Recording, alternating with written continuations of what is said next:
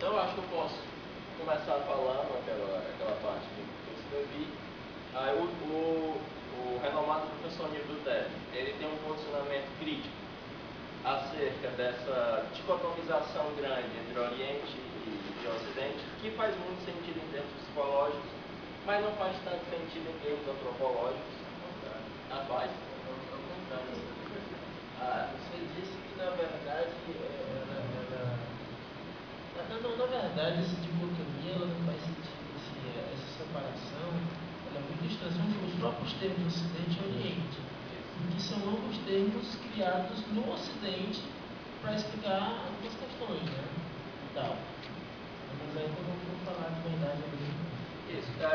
É uma das críticas que alguns orientalistas mais recentes falam, que se imputam coisas à realidade oriental que, na verdade, são visões do Ocidente acerca disso. Mas essa dicotomia, em termos psicológicos, ela tem um sentido e uma razão de ser, ela é interessante. O Jung, nesse livro, Psicologia e Religião Oriental, ele começa traçando uma diferença psicológica entre o Oriente e o Ocidente. Ele faz uma ressalva, todavia. Quando ele está falando, não está falando do Oriente moderno, porque houve uma invasão do Oriente por parte do Ocidente, em que você tem vários momentos disso aí. Você tem, e isso feito à força, né? Como em 1793, o Commodore Perry bombardeou a Baía de Tóquio, forçou a abertura dos portos, a Inglaterra, isso por parte dos americanos. Você tem os ingleses que moveram a guerra do ópio contra a China, porque a balança comercial inglesa, que era favorável com todos os países do mundo, era desfavorável à China, porque os chineses eles compravam chá da China e a China não comprava nada deles. E eles descobriram que vender ópio dava uma grana bacana. O pessoal do alemão chegou a essa mesma conclusão, né? Coisa do forma de pedra. E eles foram lá, quando a China reagiu à degradação moral que o ópio estava causando, eles foram lá e moveram a guerra, tomaram o melhor porto do mundo, que é Hong Kong, né, para eles, que só foi devolvido em 1997 ao domínio chinês. E forçaram esse processo, tornaram várias partes da China território inglês ou de outras nações. O período Meiji no Japão foi um período não só da restauração imperial, mas de profunda ocidentalização, né? Então, o Jung, quando ele vai falar dessa diferença, ele, em termos psicológicos, ele faz essa ressalva. Eu não falo do Oriente atual. Apesar de que, recentemente, e aí entra um aspecto importante, né, que eu acho que depois disso eu já passo para o Nildo, para essa postura mais crítica, né? Eu estava tendo uma conversa com a minha esposa, a Roxane, porque ela me dizia algo acerca do meu estilo de utilização da psicologia analítica, porque existem algumas caracterizações de grandes linhas de força de pensamento da psicologia analítica, eu considero todas uma merda. E eu considero que eu não me enquadro em nenhuma, mas ela diz o seguinte, que eu seria um ortodoxo, paradoxo, que eu seria um ortodoxo, alguém que só pensa com o Jung e a Montrand, aqueles mais próximos, mas que eu trato dos temas que os não ortodoxos tratam como os temas contemporâneos, que eles viram que só tratam dos mitos e que isso é uma coisa ultrapassada e tal. E há algo que essa crítica é completamente idiota, porque os mitos são eternos. Mitos jamais serão ultrapassados. Então, se eles enxergam dessa maneira, há uma miopia neles. Porque o mito, ele fala daquilo que é, para usar a expressão que o Capa gostava do Joyce, que eu falei de manhã, aquilo que há de grave e constante no sofrimento humano, né? E aqueles que de alguma forma já passaram pelo meu ensino, sabem que a psicologia analítica é uma psicologia eminentemente prática. Jung afundou não para ser um racionalismo aplicado, mas para ser algo prático. E você pode encontrar uma utilidade para ela nas coisas mais inusitadas, como por exemplo, eu fiz uma análise recente de um desenho animado do Patolino, uma análise psicológica disso. Então, falando ou não dos aspectos mais contemporâneos ou dos aspectos diacrônicos, há algo de uma história subterrânea que é eterna, né, que fala daquilo que é grave e constante sofrimento humano, que no fundo é das duas coisas que nós vamos falar aqui, né? E nesse sentido estabelece-se uma antinomia, um paradoxo, mas um paradoxo que é complementar e não oposto entre a perspectiva crítica que está correta do professor Nil, vem perceber que essa grande dicotomia ela é eivada de problemas e ao mesmo tempo no que concerne essa história subterrânea, aquilo que fala do pano de fundo psíquico inexpresso, que também se manifesta nos acontecimentos históricos e na história individual, ela tem grande validade essa diferenciação. Então eu passo a palavra agora um pouco ao renomado professor Nibité para ele colocar aqui esse posicionamento mais crítico, que sempre é importante. Muito obrigado pelas palavras, eu vou usar o microfone, que é ao contrário dessa pessoa do aula essa semana. Eu nem subi, que nem vocês subiram, porque eu tô ficando velho, cara. Eu tô já com problema no joelho, tô ouvindo punk rock, tô com meu chocolate no amargo, tô com velhice, assim, essa é uma história, professora. O que você falou, 1700 e tanto, tá bonito isso assim. Quem foi medição, professor? Você não dá. Medição. É interessante quando a gente parte assim. Qual é a data de nascimento de Cavalcante? Do Di Cavalcante eu não descobri ainda, estou sendo execrado. O professor de História da Arte não sabe onde nem quando nasceu Di Cavalcante. E o cara nem sabia que era o professor, começou a perguntar as coisas para mim e fui respondendo. Mas Di Cavalcante é paulista, né? Mas não começa não. E o cara disse que era carioca. É uma história longa. Eu tava vendo a exposição e aí empolgadamente falando que eu estava com minha esposa também. Eu disse, pô, tu não estava te explicando nada, eu comecei a me empolgar, né? Falando, de repente a gente estava na sessão de Cavalcante da exposição. Aí um repórter muito bonito, super formado, tudo me viu ali na empolgação e começou a perguntar as coisas para mim. Eu fui respondendo. Aí sim, onde é que de Cavalcante nasceu mesmo? Não sei não. Ah, rapaz, esse cara me deu um gelo, me deu uma gelada assim. Foi uma coisa assim. Aí você tem que falar mesmo da questão de Oriente e Ocidente. Bom, eu acho muito bizarro isso, porque quando a gente dá aula, assim, quando a gente dá aula, por exemplo, uma perspectiva bem boba mesmo, assim, da aula de História da Arte, certo? Aí quando você está lá, Antiguidade, você fala lá do Egito, da Mesopotâmia e tal. Aí você fala de arte primitiva, aí em algum momento você insere algum elemento dos ameríndios, né, e tudo. Aí você chega na Renascença, você esquece tudo e fala só da Itália. Itália. Aí de repente você chega assim no romantismo, aí você para e aí vai para Alemanha, França. Aí vão para Inglaterra. Aí, ou seja, você muda de lugar, né? À medida que você muda de época. E você não. Existe essa confusão boba que se faz entre história e geografia. As pessoas inconscientemente fazem, né? E aí, assim, essa dicotomia entre Ocidente e Oriente, ela é uma situação geográfica, do meridiano de Greenwich, né? Que está para cá do meridiano é Ocidente, que está para lá é Oriente. Né? Eu achei muito pertinente, por exemplo, quando a Raquel falou, o LEPA, o Laboratório de Estudos e Pesquisas nas Culturas Orientais, né? Com todos os S's que são necessários. Porque, assim, o Eduardo Said, que é um escritor palestino muito renomado, ele tem um livro muito conhecido chamado Orientalismo, né? Ele diz simplesmente que o Oriente é a inversão do Ocidente, né? Só que se você prestar e ele está totalmente certo, né? Ele diz assim, inclusive tem muitos dilemas, né? Porque os Estados Unidos, eles são um país muito parecido, potencialmente muito parecido com o Brasil, no sentido de que é um país grande, com muitas contribuições culturais de pessoas de vários lugares do mundo, mas diferentemente do Brasil existe uma segregação, não que aqui o Brasil seja uma democracia racial como se apregoava até os anos 80, não tem racismo, isso a gente sabe que infelizmente não é racismo, é a maldição de Noé. A maldição de Noé, né? Nada a ver com racismo. Nada a ver com racismo, né? Mas assim,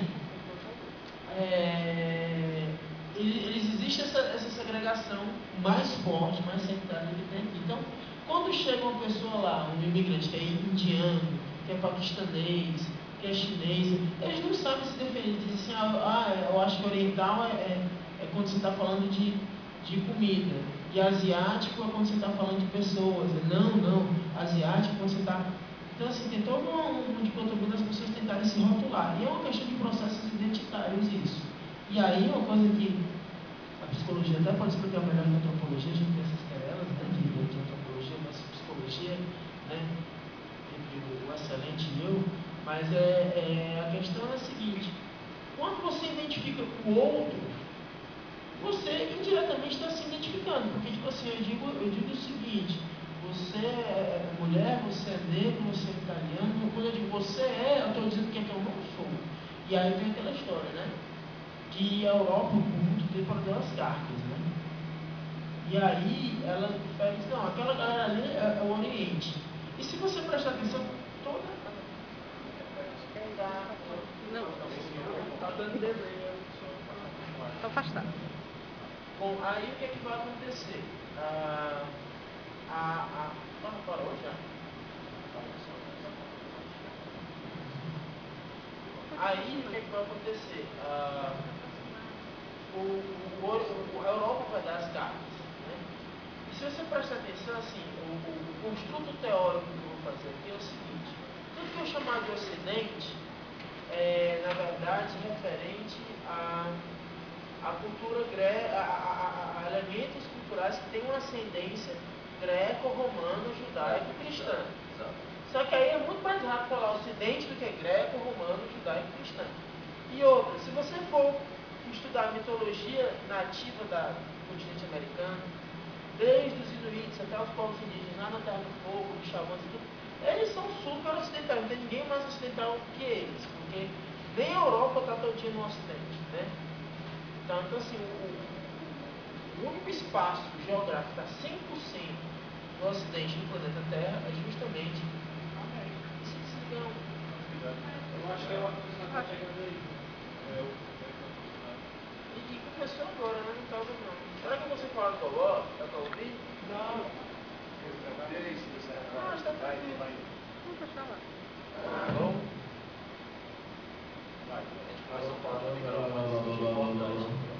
Tá bom, né? Aí, a única parte do planeta Terra que está totalmente no Ocidente é a América. Vai dizer que os índios têm uma cultura ocidental? Eu não vou essa não. De dizer, quer dizer que o mito do fogo dos índios é o mesmo que Prometeu? É parecido na medida que todos os mitos de fogo é uma pessoa que pega o fogo em algum lugar e traz, né, para sua, né? Então, e na verdade são vários, né? Tem assim, por exemplo, eu não lembro qual é a nação agora, mas tem um que ele pega o fogo com a onça e traz para a onça dar de presente o fogo, e aí pro garotinho ele leva. Existem algumas culturas também que existem algumas culturas também que o fogo ele é tirado do local por um pássaro. Às vezes um pica-pau, às vezes uma gralha azul, e aí ela vai passando esse fogo, tipo um revezamento de animal para animal, e aí esses animais eles se queimam durante esse processo, e aí devido a isso as diversas cores dos animais surgem. É verdade. Tem isso. Quando eles vão pegar o fogo, né, são vários animais, né? Isso, eles vão revezando para ficar se queimando o tempo todo. Aí tem um passarinho, é verdade, assim, na cultura é verdade. Não lembro qual é, se é o jacu, se é o papu, o papai. Não lembro do pássaro não. Mas assim, O irapuru. O nome do pássaro é o irapuru. Não, mas é porque tem um jacu. O jacu que a gente diz, esse é jacu, né? Jacu é um animalzinho pequenininho lá. Ele tem um papo vermelho porque ele se queimou fazendo a brasa do fogo, né? Agora, assim, o que é interessante das semelhanças dos mitos, dos mitos, por exemplo, a história do barro, né? Tem vários mitos ameríndios que o homem vem do barro, né? alguns mitos que são compartilhados entre as culturas judaica, islâmica e muçulmana. A cultura judaica, as culturas cristãs e as culturas muçulmanas. O mito da maçã, todo o do Pentateuco, paraíso. na realidade, né, é compartilhado. O Pentateuco, que seria o Torá, ele é compartilhado pelas 3 grandes religiões monoteístas, né? O que é interessante a gente perceber, por exemplo, né? Então, assim, quando me referi a Essa comparação é interessante, né? Porque o grande mito ocidental é oriental. É o que eu ia falar O exatamente agora. O cristianismo é um mito levantino, né? Ele vem do Oriente Médio. E ele penetra em Roma, na cultura greco-romana, e se torna o grande mito unificador Era exatamente o próximo ponto. Porque, assim, toda a base da cultura dita ocidental, ela nasce no Oriente. E aí, essa terminologia, por exemplo, do Extremo Oriente, que diz respeito ao Japão, à China, ao Sudeste Asiático, no Oriente Médio, o que é isso em relação à Europa? É Extremo Oriente que está longe da Europa e o Oriente Médio que está ali pertinho. Né? E essa é uma visão eurocêntrica da coisa. Mas tudo nasce, as 3 principais religiões nascem ali. Mas como elas se espalham por esse processo, essa empreitada colonizadora, né, europeia, aí a gente se espalha por questão do Ocidente. Então, quando eu falo ocidental, estou me referindo a essas questões de ascendência greco-romana, judaica e cristã. Quando eu falar de oriental, vai ser a questão indo-chinesa do Oriente Médio, considero, né? O Maomé resulta do Eduardo Said, né? Do Oriente Médio, islamismo, taoísmo, confucionismo, shintoísmo, budismo, neohinduísmo, as questões, porque o Oriente, por ser mais populoso e maior que o Ocidente, ele é ainda mais diversificado, né? A China, por exemplo, tem um país muito facetado, né? As minorias, os muçulmanos lá. Papua Nova Guiné é um paísinho que é menor que Alagoas, fala 850 línguas. Então cada esquina, se você perguntar uma informação de esquina, tem que mudar a língua de completar a mesma informação nas esquinas, né? Então, assim, você não tem homogeneidade, né? Mas para fins de conflito teórico que a gente vai estabelecer essas questões. E além disso, tem o que eu chamo, né, das zonas de exceção. E quando você fala Ocidente e Oriente, você não está considerando boa parte do continente africano, você não está considerando boa parte daqueles territórios ali que ficam ali no perímetro, uma coisa e outra, né? Como a Turquia, como a Rússia, né? Então é muito estranho você falar disso. Então, assim, a ideia é tratar aqui Ocidente e Oriente. Mas o que é interessante a gente perceber é muito mais a questão da roupagem das coisas, da narrativa das coisas, né? Se você pegar Guerra nas Estrelas e tirar toda aquela roupagem de ficção científica, que na verdade a essência não é ficção científica, mas tem uma roupagem de ficção científica, né? A ficção científica que é tida como space opera, que é um mero detalhe, a ficção científica é um mero detalhe, né? Mas não tem nada de ficção científica ali, né? Se você tirar aquela roupagem todinha, você não tem.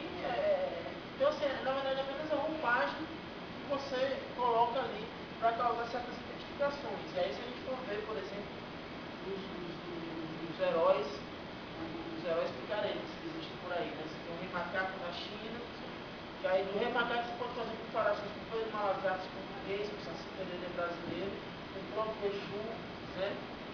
E essa questão das religiões é muito interessante. Com o Loki, né? Com o Loki, na mitologia asgardiana também. Você sabe uma coisa que eu fiz? Eu fiz um experimento com o meu filho, né? A gente adora fazer isso com os filhos, né, da gente. O menino foi batizado em 4 religiões diferentes, né? Não, assim, de uma perspectiva bem ateia, o mínimo que ele vai aprender é respeitar as diferenças, quando ele crescer, né? Vai que não tá certo, Mas assim, numa perspectiva deísta, né, se uma delas for certa, já está no campo do espaço, né? Mas o interessante são as coincidências que uma existe na outra, que são Essas muito coincidências já semelhantes, são né? percebidas há muito tempo. Por exemplo, a Gálica de César. Quando ele vai falar dos deuses dos céus, ele diz, eles adoram Mercúrio, eles adoram Vênus. Ele não se dá ao trabalho de identificar qual o nome específico daquele deus. Ele percebe que ele exerce a mesma função de Mercúrio, a mesma função de Vênus, a mesma função de Hera. E aí ele simplesmente diz, não, eles adoram Mercúrio, eles adoram Hera, os rituais são assim assado. Né? Essa perspectiva das similaridades entre a funcionalidade, a maneira como funciona, por detrás da simbólica, que parece apontar para uma determinada época, para um determinado tempo, isso aí está presente ao longo de toda a história em que houveram contatos mútuos entre nações. Né? O Império Romano, que se expande para muito além dos limites geográficos de Roma, e você tem o César, que vai registrar que um povo completamente diferente, e devido à imensa similaridade entre os deles, ele vai dizer, não, adoram Mercúrio, ele não se dá o trabalho nem de colocar, de encontrar qual é o nome. Né? Ele vai simplesmente, a partir da perspectiva romano-cêntrica dele, dizer que é um equivalente ao Mercúrio, assim como na realidade os deuses gregos e os deuses romanos são deuses diferentes. Mas como tem funções muito similares e houve uma troca cultural muito grande, acabou que ficou generalizado como sendo absolutamente a mesma coisa. Existe o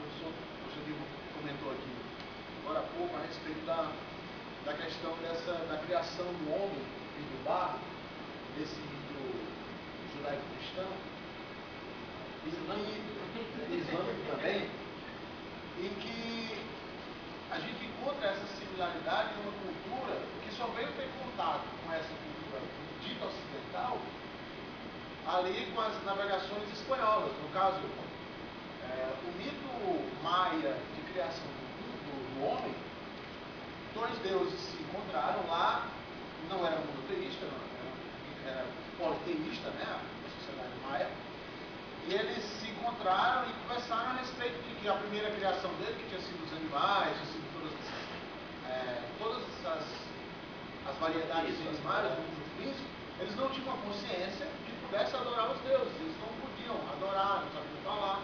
E aí eles pensaram, como é que nós vamos fazer uma raça, uma criação que vai nos adorar? Então eles pensaram em fazer o homem. E a primeira criação deles foi através do barro. Eles criaram o homem através do barro, só quiseram misturar uma madeirazinha para dar um corpo mais duro ao cara, e aí a construção veio muito similar ao mito judaico-cristão e islâmico. Inclusive, a primeira criação da mitologia maia se distanciou dos deuses, e os deuses lançaram sobre ele um dilúvio, sobre essa criação, lançaram um dilúvio para destruir essa criação e depois construir uma outra a partir dos deuses. Será que os maias também amaldiçoaram os negros? Provavelmente. Mas assim, aprovaria os maias. São sociedades que sequer se encontraram no seu âmbito de construção, mas que existem uma similaridade muito espantosa. Ainda pegando aqui o mote do renomado professor Nicoté, acerca de por quê? Por que essas grandes diferenciações? Por que essa perspectiva mesmo que eurocêntrica, do Oriente e do Ocidente, né? Porque certamente, eu creio que vocês estão aqui, queiram ou não, nolens volens, né, para a expressão latina, vocês têm uma facilidade maior de se identificar com o americano ou o inglês do que com o chinês ou o japonês, a despeito de todo a ocidentalização pela qual eles passam. Eu já tive testemunho de pessoas que foram à China e falaram, olha, é outro mundo. É outro mundo. Então, há certas características psicológicas que são mais acentuadas, não é que não existam nos dois lados, mas são mais acentuadas no espírito oriental do que no espírito ocidental. Além disso, há uma característica particular da consciência que é humana em geral, que leva a esse tipo de generalização. Perceba que esse tipo de generalização não é exclusivo da percepção acerca do Oriente e do Ocidente. Várias outras percepções são eivadas desse tipo de generalização em que você vai captar, a princípio, o aspecto mais coletivo. Um exemplo que pode parecer um pouco preconceituoso, inclusive o Jung utiliza esse exemplo para explicar mais ou menos o funcionamento da consciência. Quando você olha para uma multidão de japoneses, a primeira impressão que você vai ter é que eles são todos iguais. Apesar de que os chineses, assim, ou os japoneses, assim como os ocidentais, cada um possui gostos absolutamente individuais. Mas o que a consciência pega primeiro, porque ela é capaz de capturar isso a princípio, é o aspecto geral, aquilo que eles têm em comum. Sabe o que é que eu uso para balancear esse exemplo? Você pegar um caminhão de suecos, É tudo igual. eles não parecem Eu também todos acho. parecidos. Sobretudo porque aqui no Brasil todos nós somos nitidamente diferentes uns dos outros, né? Apesar de que a Carta Capital de semana atrasada disse que daqui a um tempo futuro, o mundo todo vai ser muito parecido com a gente. Não sei por que essa parte do brasileiro. Vai ser Vão tudo acabar as diferente de suecas? si. Meu Deus, que mundo horrível é esse que nós estamos pregando não para quero. gerações futuras.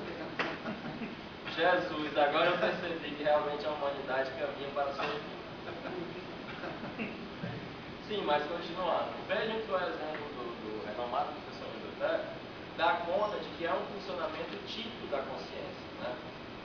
Então, o ocidental, ao entrar em contato com o Oriente, salta à vista, a princípio, esses elementos, principalmente aqueles que são mais díspares daquilo que é a perspectiva ocidental. Além disso, em termos psicológicos, há certos funcionamentos coletivos típicos que são mais acentuados no Oriente e bem menos acentuados no Ocidente e vice-versa. Nessa perspectiva, para um outro povo, é muito mais fácil não só perceber esses aspectos diferentes, mas aquilo que normalmente para esse povo passa batido, que é inconsciente, o outro povo enxerga de imediato. Não à toa os ocidentais, ao chegarem nas Américas, apontaram imediatamente aquilo que eles viam como vários defeitos morais dos índios, né? Que para os índios eles sequer se apercebiam disso. Isso acontece também nessa relação de contato e conhecimento mútuo entre os dois lados. Em termos psicológicos, quais são essas diferenciações? O primeiro é que, para o Ocidente, a partir do declínio do mundo gótico, você vai ter uma substituição do princípio espiritual pela matéria. Não uma matéria qualquer, mas o grande princípio explicativo do Ocidente é uma matéria hipostasiada. O que é que isso significa? Qualquer um que já tenha lido Kant, ou tenha lido algum super interessante acerca de física quântica, basta esse nível mesmo, não precisa nem ir para o Kant, né? Você vai ter a percepção de que a física, para ter algum contato objetivo com o que é a intimidade da matéria, precisa inventar as máquinas as mais mirabolantes, nem dá muito certo. Porque, fundamentalmente, aquilo que o Ocidente chama de matéria é um dado metafísico, porque desconhecido. Porque, em última instância, eu não sei, fundamentalmente, o que é a matéria. Então, quando eu digo matéria, eu não digo algo tão diferente de Deus.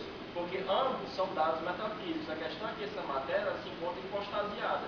É dado a ela uma importância demasiada e pensa-se saber o que ela é.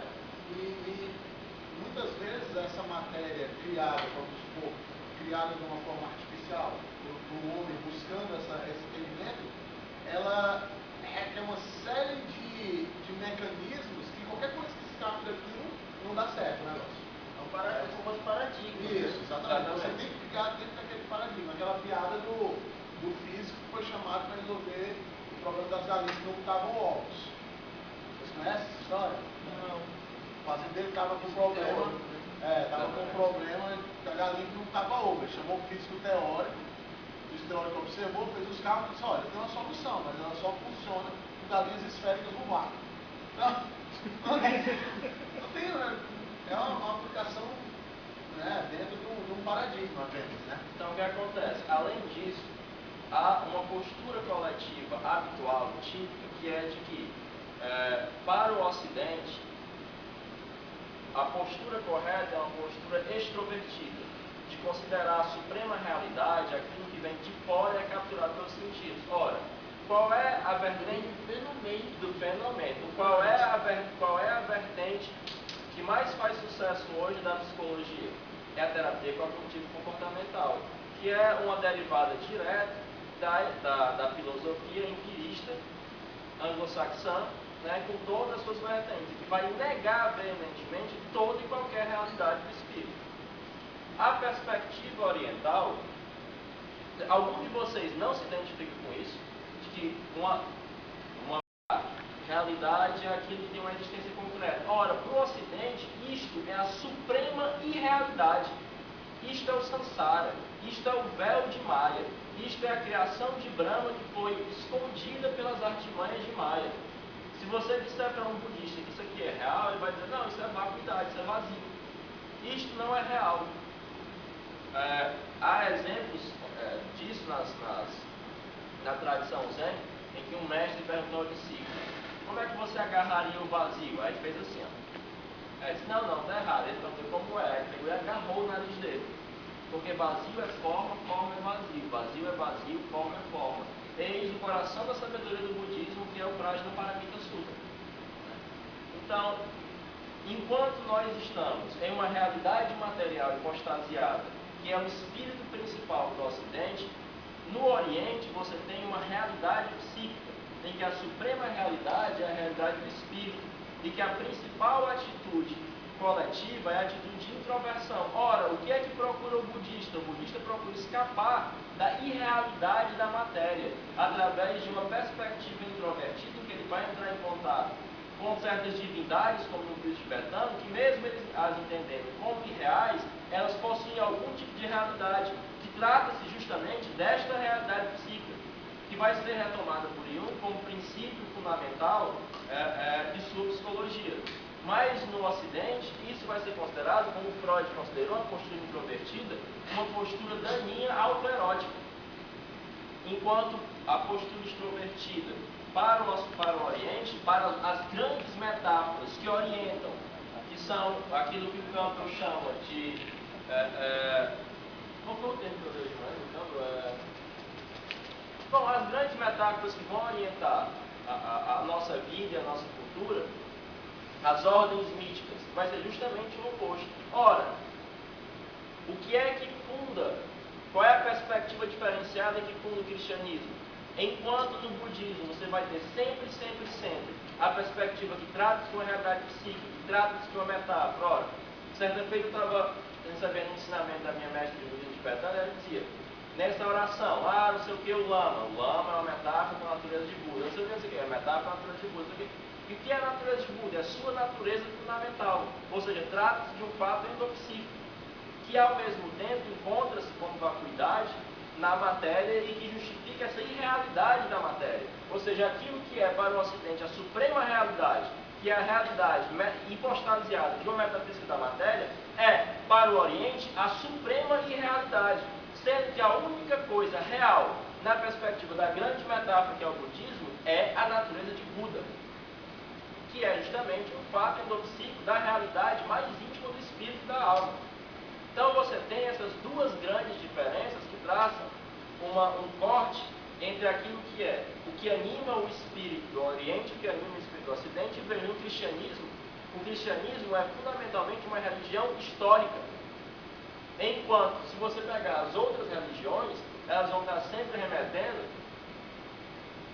na perspectiva da história das religiões com Michel Eliot, há um tempo, dos primórdios, há um tempo que está além do tempo, há um tempo que pode ser ciclicamente regenerado, há um tempo que retorna. Já no cristianismo, não. Ele tem uma escatologia. Ele começou em determinada época, historicamente condicionada, e terminará em outra época. E a história caminha para esse final da história, que é a escatologia cristã. Então, em termos psicológicos, e assim, o que eu estou dizendo faz sentido para a vida de vocês? Ou não? Se você vai no médico e você está sentindo alguma coisa, ele não consegue detectar naqueles exames absolutamente objetivos, ele vai dizer o que para você? Olha, isso aí é psicológico. Traduzindo em miúdo, está dizendo o quê? Isso é frescura. Frescura. Não tem vírus, não tem bactéria, não pode pegar, não existe. Não existe. É igual a... Só um instante, só tem uma piada, eu faço para você. É igual a piada do Joãozinho. Conhece a piada do Joãozinho da professora? A professora diz assim, ó pessoal, tem o substantivo concreto e o substantivo abstrato. Concreto é o que você pode pegar, abstrato é o que não pode pegar. Eu pergunto, professora, eu posso pegar nos seus peitos? Ele diz, não pode. Seus peitos é substantivo abstrato. Então, o espírito ocidental é muito essa coisa da piada do Joãozinho, né? Aquilo que não é imediatamente acessível ao sentido, né? É algo de uma abstração, algo do que é simbólico, e o simbólico é o irreal. Enquanto para o Oriente, aquilo que é simbólico representa a suprema realidade.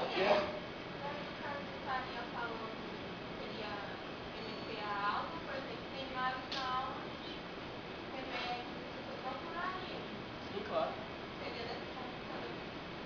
Sim, eu não estou falando da perspectiva que eu defendo, estou falando qual é a perspectiva mais corriqueira, mais de senso comum. Isso.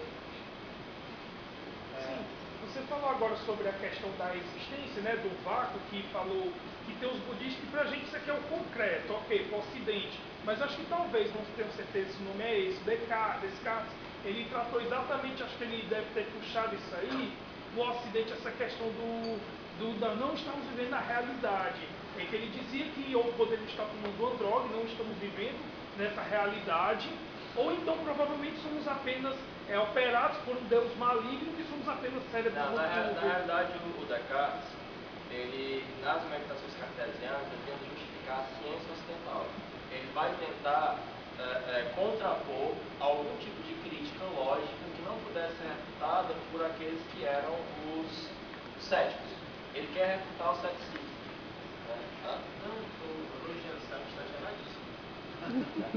Então, uma das meditações em que ele vai... Mas o Descartes ele ainda está no âmbito que não chegou no depauperamento simbólico de que eu falo agora. Por quê?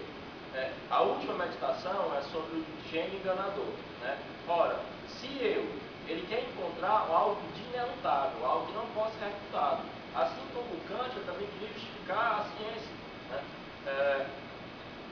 Então, mesmo que, na realidade, eu tenha sido criado por um gênio enganador e tudo que eu pensar for um engodo, eu não vou poder negar a realidade do pensamento. E Descartes, ele escapa de um solipsismo ao propor a existência de Deus. Isso é o que permite, a ideia de um Deus, é que permite que o pensamento cartesiano escape de um dado solipsista, ou seja, ele ainda está dentro de uma perspectiva que ainda considera o espírito, porque remete a um dado metafísico, ou seja, ele está vindo a partir do William of Ockham, mas ele está na ladeira abaixo, mas não chegou no ponto que nós já chegamos, certo?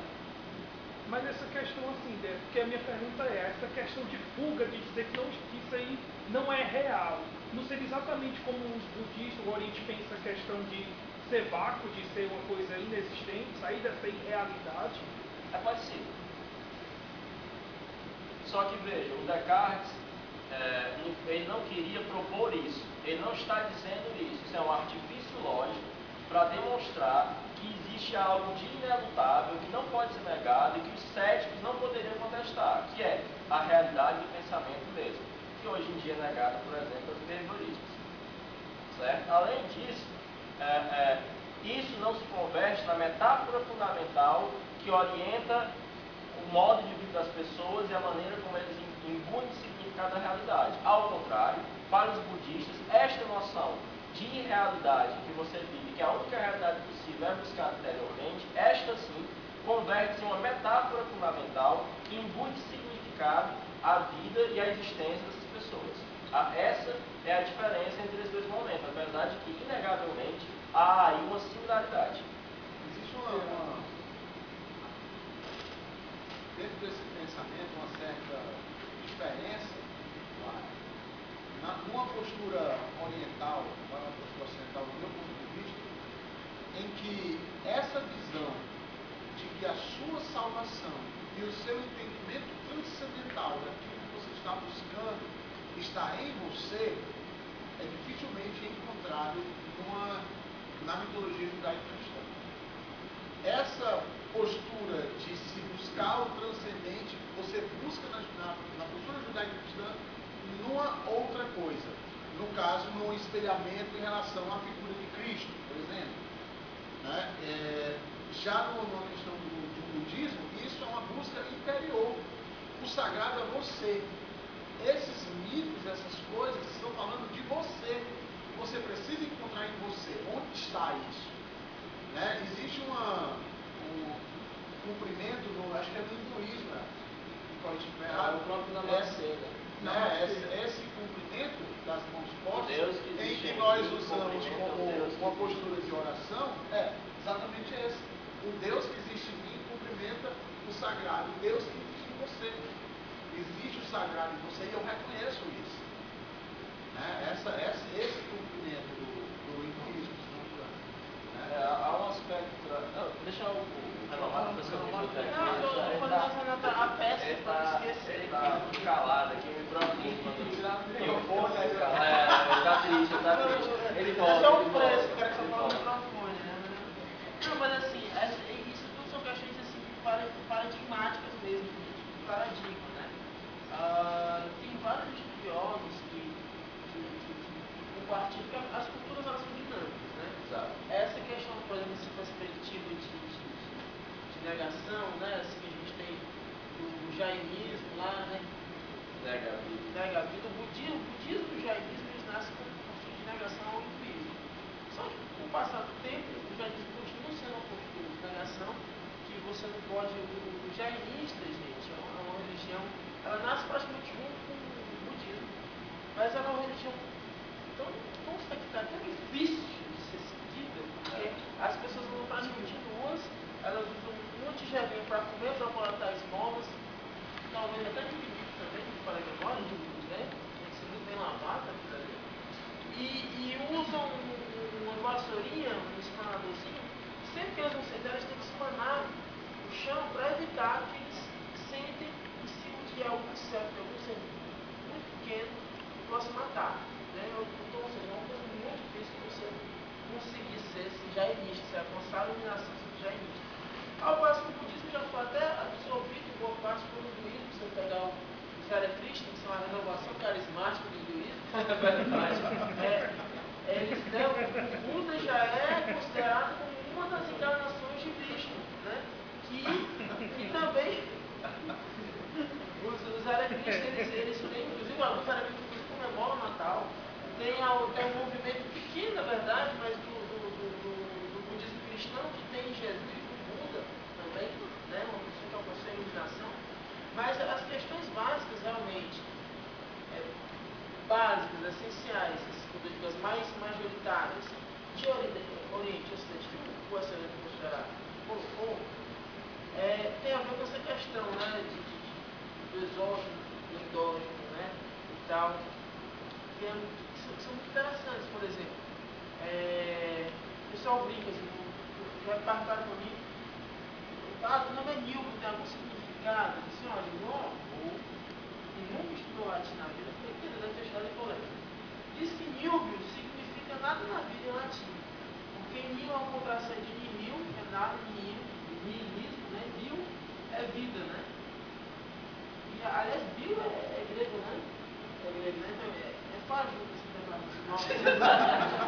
Mas assim, aquilo assim me faz vários todo psicólogos o aqui na momento. plateia, mas eu gostei. Não, eu já falei isso para o terapeuta. Mas assim, a grande questão, por exemplo, é que quando eu descubro o conceito de nada no Zen, né, me torna, o meu nome se aparentou muito mais charmoso assim, para mim, né? Ficou muito mais interessante. E aí, se você pega alguns escritos, por exemplo, do Allan Kardec, o Allan Kardec é uma figura muito interessante, porque ele vai resgatar um conceito de karma, que é evidentemente oriental, o hinduísmo, né? Numa perspectiva mais cristã, né? Apesar de que o karma é algo que pode ser interpretado mesmo da perspectiva ateia, né? Se eu dou um tapa no professor, eu vou receber tapas de volta, obviamente, né? A não ser que seja um Jesus que me dê uma outra face, né? E tal, mas assim, eu tenho que estar preparado a aceitar como meu karma, que eu vou apanhar de volta.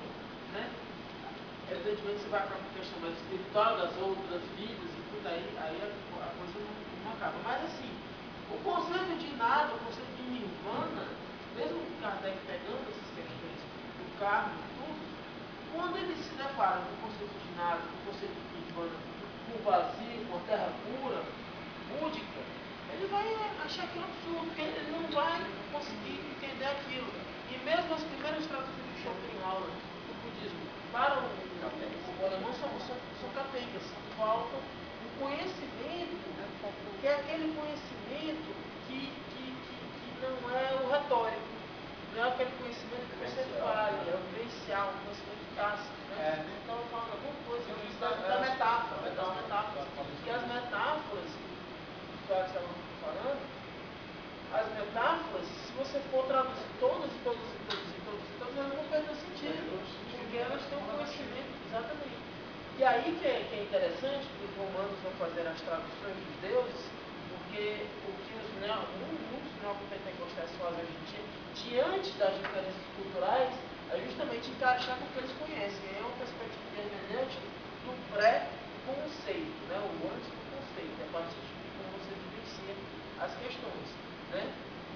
O pré-conceito, eu lembro que em uma das aulas de História da Arte, do Barroco, eu estou falando sobre o Barroco, falando das missões jesuíticas que vem aqui no Brasil, e tem uma imagem de São Francisco de Assis, feita por índios, né?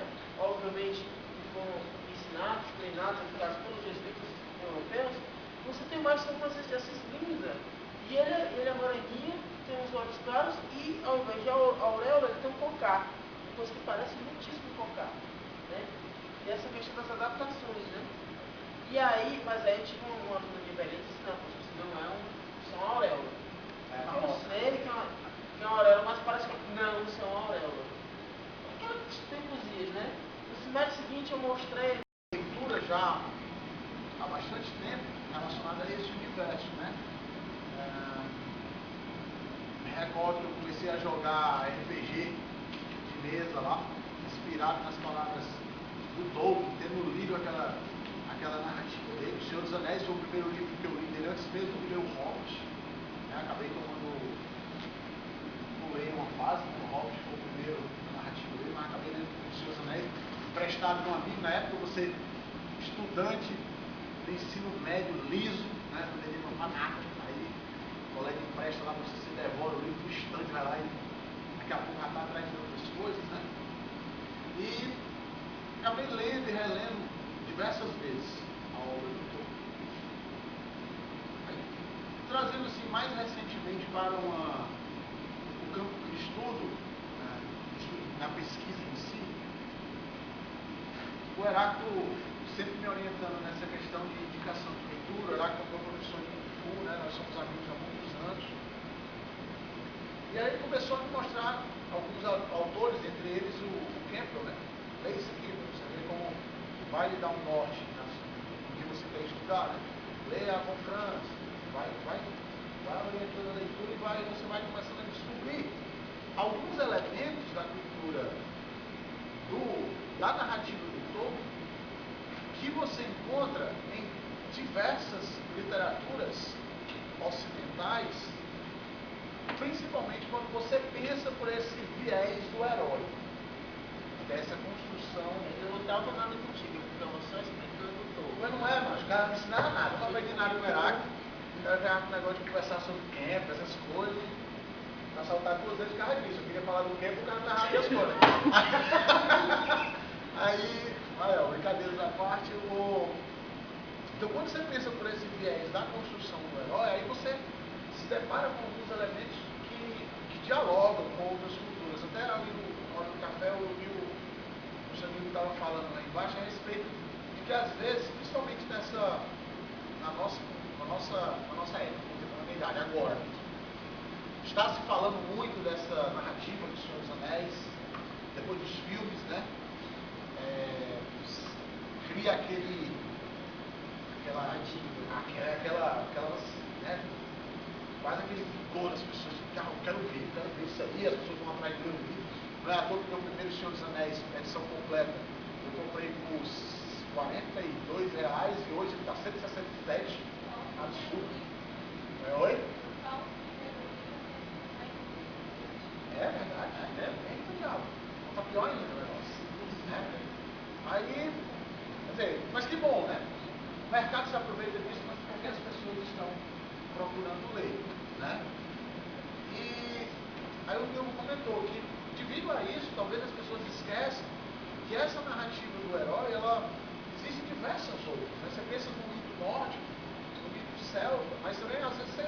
esquece que mesmo lá na Grécia você tem narrativas muito similares com essa partida do herói, essa busca de algo maior, algo transcendental. Um caminho que vai ser trilhado por ele para que você não tenha que trilhar. Você basta seguir os passos do herói e você vai conseguir completar a sua jornada. Né? Se lembrar me foge agora o personagem da mitologia grega, Odisseu. Né? Você lembra do Odisseu e o trajeto dele todo, desde a ida dele para resgatar Troia, né? Helena. Oi? Ulisses, né? Porque também é chamado de Odisseu, que era o retorno, né? No caso, Ulisses, que vai lá junto com Agamenon para poder resgatar Helena dos troianos, né? Toda a confusão lá pelos deuses, Afrodite querendo ser mais bonita e tal, aí acabou que a Afrodite chega para Paris. Olha, se você me escolher, eu lhe dou a mulher mais linda do mundo. Aí o Paris na hora. Porque assim, ó, uma deusa oferece riqueza, o cara é um príncipe, não precisa de dinheiro. A outra oferece terra, sei o que, a sabedoria, exato. Sabedoria, já tem lá o pessoal que ensina e tal, eu sou um cara bem categorizado. Sabedoria o quê, mano? Sabedoria o quê, mano? Aí a outra vai e oferece a mulher mais linda. Essa daí tá certo, né? Tá na história daquele cara que tinha 3 mulheres que ele estava querendo decidir para qual ficar. Né? E as 3 fizeram atos lá. Uma fez um ato inteligente, outra fez um ato de grande sabedoria, outra fez um ato de grande riqueza, e o cara acabou escolhendo a que tinha a bunda maior. Então o cara não tá nem vendo, né? Aí o cara, não, então vai ser você mesmo. E aí a mulher vai dar, a deusa dá pro cara a Helena, sem levar em consideração que a mulher é casada, essa mulher é detalhe. Aí não importa que a mulher pode levar o cara espartano, isso é besteira, né? O cara vai ficar chateado ali, mas não tem nem Facebook, o cara desculhambar, então ele vai lá, né? Moveu toda uma guerra e o Ulisses, no caso, posteriormente o Odisseu, né? Vai fazer toda uma busca dele para resgatar ele e o retorno para casa. Isso eu falo porque, como o Campbell falou no vídeo de manhã, que estava aqui, percebeu, né? Que esse trajeto do herói, essa partida para uma realização e um retorno, ele é recorrente em diversas mitologias. O Heráclito, na fala dele, provavelmente vai falar disso a respeito de algum mito oriental. Né? Não faz parte muito do meu estudo, apesar de a gente sempre conversar, eu lembro de muitos vídeos que ele me falou e a gente sempre encontra alguma semelhança, né? Com diferenças muito importantes que acabam ajudando a gente a entender a diferença das culturas, né? E aí, trazendo para o nosso lado, está lá o Tolkien, ele é um professor universitário, corrigindo suas redações de ensino de segundo grau para poder complementar sua renda familiar. O cara já era casado, sabe que o professor naquela época não ganhava tanto quanto a gente ganha hoje, né? A gente ganha muito, né? Então, sabe que deve ter um monte de professor assim, dizendo, vai já pegar a Ferrari para casa, né? Renomado sobre a vida trouxe esse chapéu justamente para no final passar no aqui. Não é, a situação era bem mais difícil do que é hoje. E ele, corrigindo suas redações lá, se depara com uma folha vazia e escreve na hole in the ground da River Ox, né? Uma toca no chão e um fonte. Essa primeira linha que ele escreve naquela folha que vai fazendo começar a jornada do Bilbo Bolseiro, né? Foi a porta que se abre para aquela partida do herói dentro da mitologia tolkiana. Tolkien, como grande estudioso de mitologia nórdica, ele se deparou com diversos contos fantásticos sobre heróis dessas mitologias, algumas na mitologia celta, e à medida que ele foi aprofundando o estudo, ele foi se sentindo quase que frustrado com a questão de perceber que essas mitologias, que eram tão ricas ao redor do mundo, que ele tinha se contado através do estudo acadêmico, elas eram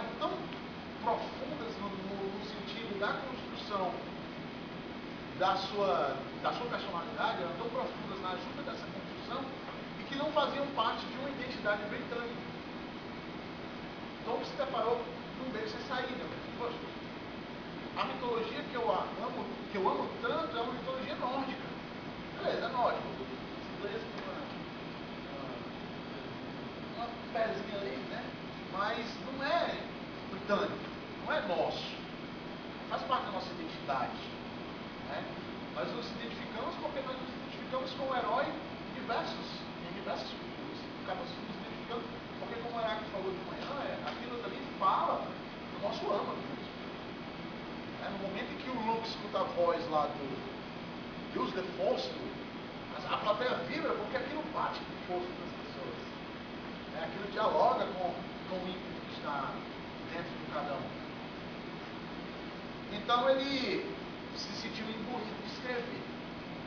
Aquela necessidade da escrita, de escrever sobre aquela mitologia que ele amava tanto, que ele queria que fizesse parte dessa identidade do mundo britânico.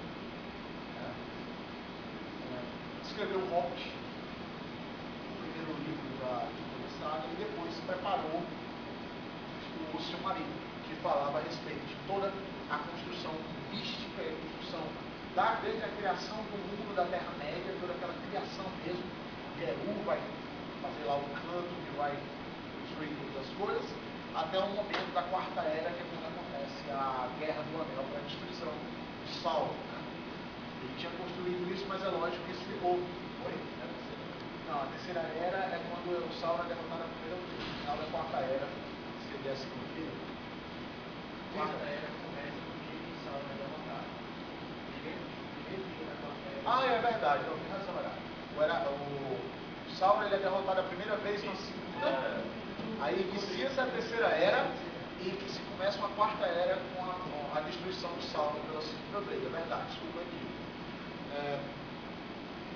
Então, lógico que havia uma necessidade de uma escrita do Hobbit, ele escreveu quase que no impulso rápido do Hobbit em relação aos livros que ele escreveu, mesmo com as atividades que ele tinha que fazer para poder ter toda uma manutenção familiar e toda uma estudo acadêmico que ele tinha que dar conta, né? Mas mesmo assim ele sentiu muita vontade de fazer tudo. E foi pedido a ele para escrever O Senhor dos Anéis depois. Né? O Silmarillion ficou para um segundo momento. A editora achou melhor que se criasse uma continuação do Hobbit, porque era a jornada daquele herói que ia se completar, que era o que as pessoas estavam querendo. No fundo, a jornada do herói também norteou a escrita do Senhor dos Anéis. Então, o verdadeiro herói, pensando assim, existem vários dentro da história da mitologia da Terra-média, mas a gente percebe que o Bilbo Bolseiro, desde a partida dele, no momento que ele encontra o Gandalf, e o Gandalf quase que pula para fora da porta para ele seguir aquele caminho, é o grande herói de toda a saga, mesmo ele sequer participando da destruição final de Sauron. Porque os atos que ele teve durante o percurso foi essencial para que aquilo acontecesse. Até na palestra anterior que nós falamos sobre a sombra do mal, o Heráclito comentou sobre isso, né? Que não foi o Frodo que venceu Sauron, foi o Bilbo. O Heráclito comentou. No momento em que ele não mata o Gollum, aquela decisão de não tirar aquela vida e de transcender aquele momento dentro do turbilhão ali que era aquela escuridão que ele estava envolvido, foi o que decidiu definitivamente o fim do Sauron. Porque não ia ter cão que destruísse aquele anel, amigo. Todos iriam sucumbir diante da presença maior, maligna, quase o diabo da Terra-média, com mais paralelo, que seria o Sauron. Mas os pequenos atos das pessoas da Terra-média que fizeram com que o Sauron fosse derrotado.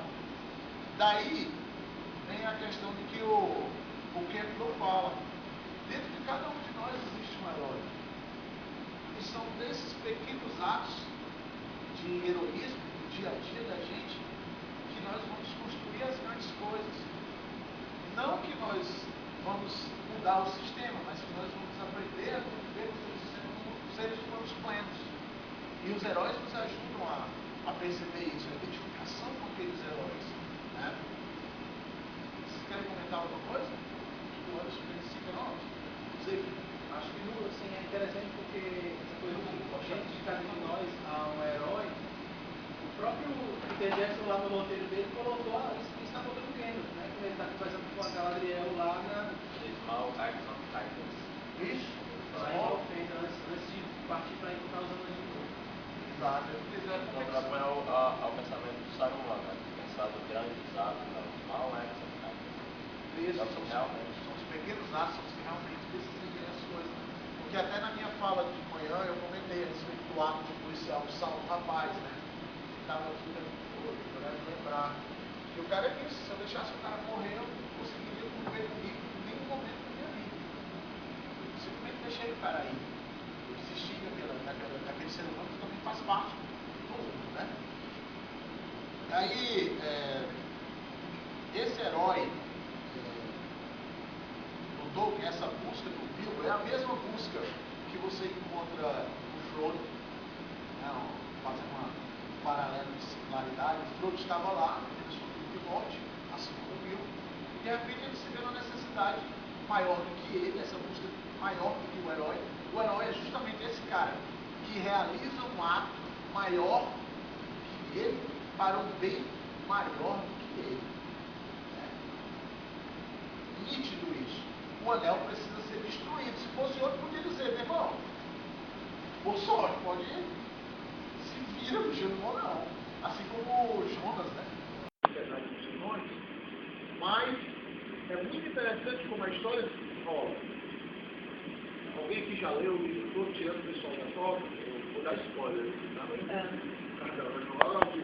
Então, é um momento. Os anões sequer chegam perto desse mal. Quem é que chega perto desse mal? É o Bilbo. Quem é que mata esse mal? É o Bard, o Bard, né? Lá na cidade do lago.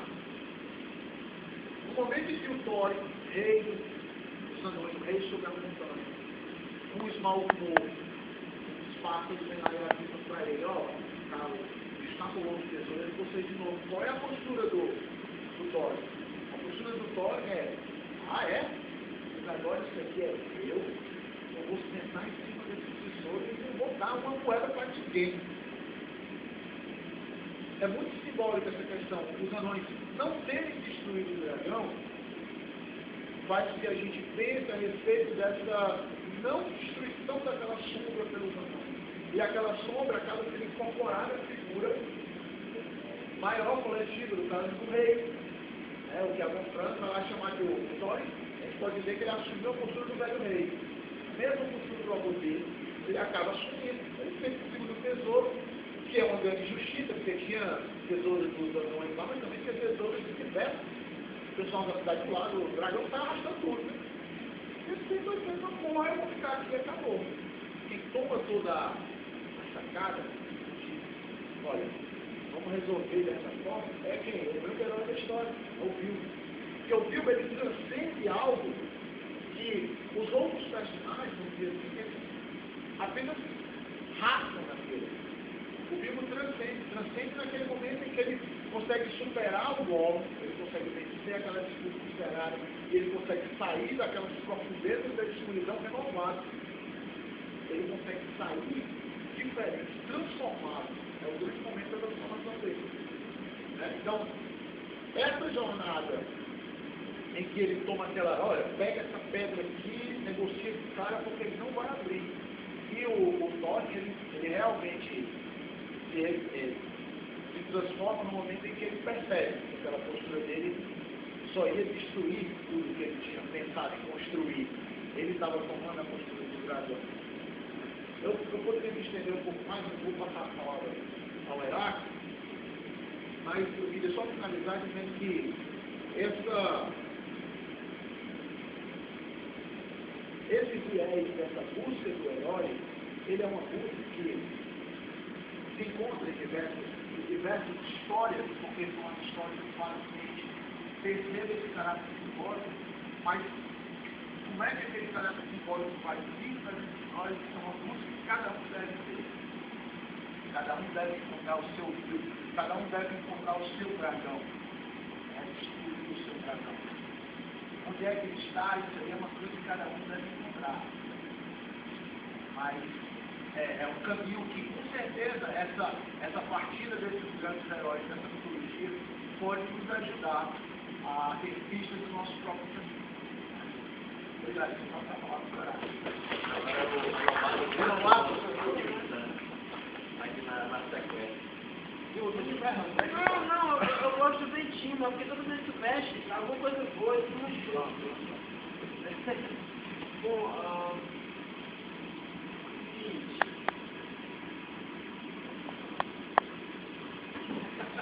Olha só, nós fazemos anotações, e aí, se você passar a palavra já, então o branco, eu não vou fazer a última anotação. Mas assim, o que é interessante dessa questão é a presença do humanismo, né? Eu acho interessante essa questão porque, ao mesmo tempo que o tom de sério ou mitologia não é a priori a sua, né? Mas que ele enxerga essa possibilidade, porque a figura do herói já é tão grandiosa, ela é tão grandiloquente, e ela existe há tanto tempo que a gente não conseguiu ainda e provavelmente não vai conseguir utilizar dela. Porque foi o que mais ou menos o arco que eu fazer quando eu estou falando para a Revolução da História. Porque o protagonista da história era um herói, né? Era o cara que estava destruindo o mal e matava todos. Se você pegar as pinturas, até o neoclassicismo, dentro do que a gente chama de perspectiva, que a gente chama de arte ocidental, retratos militares, né? Só tinha retrato quem era alguém na vida, né? E aí, quando a gente chega alguns anos que a gente falou, mas no romantismo, que as pessoas começam a pintar os visualistas, aquelas pessoas que estavam à margem na sociedade, né? E aí, essa relação que existe, né? A gente do herói, o herói vai estar sendo do mal. O chicanismo vai dizer que o herói, na verdade, acaba sendo certeza de morrer, né? Mas, assim, e aí o Marx chega toda a história é a luz clássica, não é um herói, uma pessoa que está sendo do mal, dessa dicotomia. Mas a gente acaba necessitando, talvez, dessas representações, né? Conscientes, porque o herói é o que você coloca ali, né? Se você pegar, é interessante, normalmente o tratado de historiador, o mito que existiu em torno de Tiradentes, eu acho, como o grande Marx, é um exemplo disso.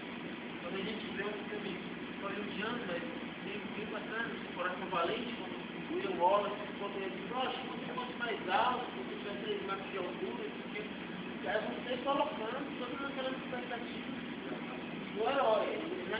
E aí talvez aquela perspectiva, aquela pergunta do antes sobre o místico, porque, em verdade, o que o Zaratustra faz,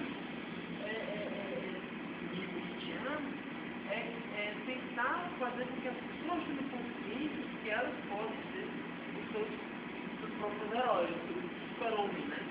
Eu acho interessante porque eu parei por acaso com uma história do super-homem, e eu procurar essa história de novo. Na verdade, é uma narrativa, um mental do Lex Luthor. O Frontalini e a taxa de diálogo é o pensamento do Lex Luthor. E aquilo ali é muito nietzscheano.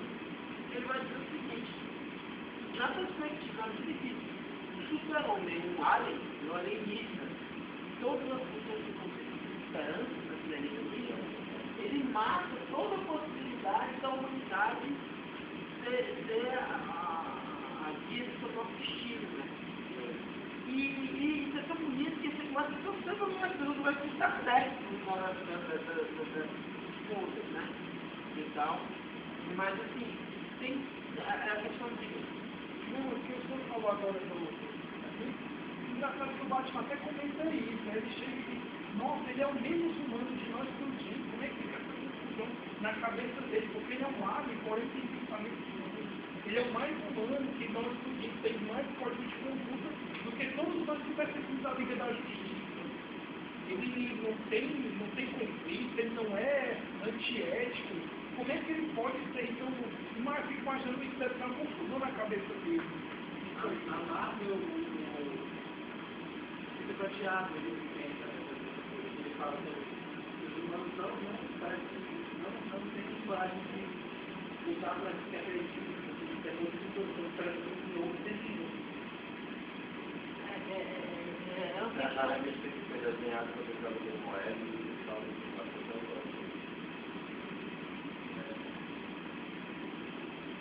Mas assim, é interessante porque isso é uma perspectiva muito ainda ocidental. Né? Se você vai para a perspectiva oriental, do grande Salvador, que Buda, por exemplo, é um cara que não prometeu nada. Eu vi uma passagem linda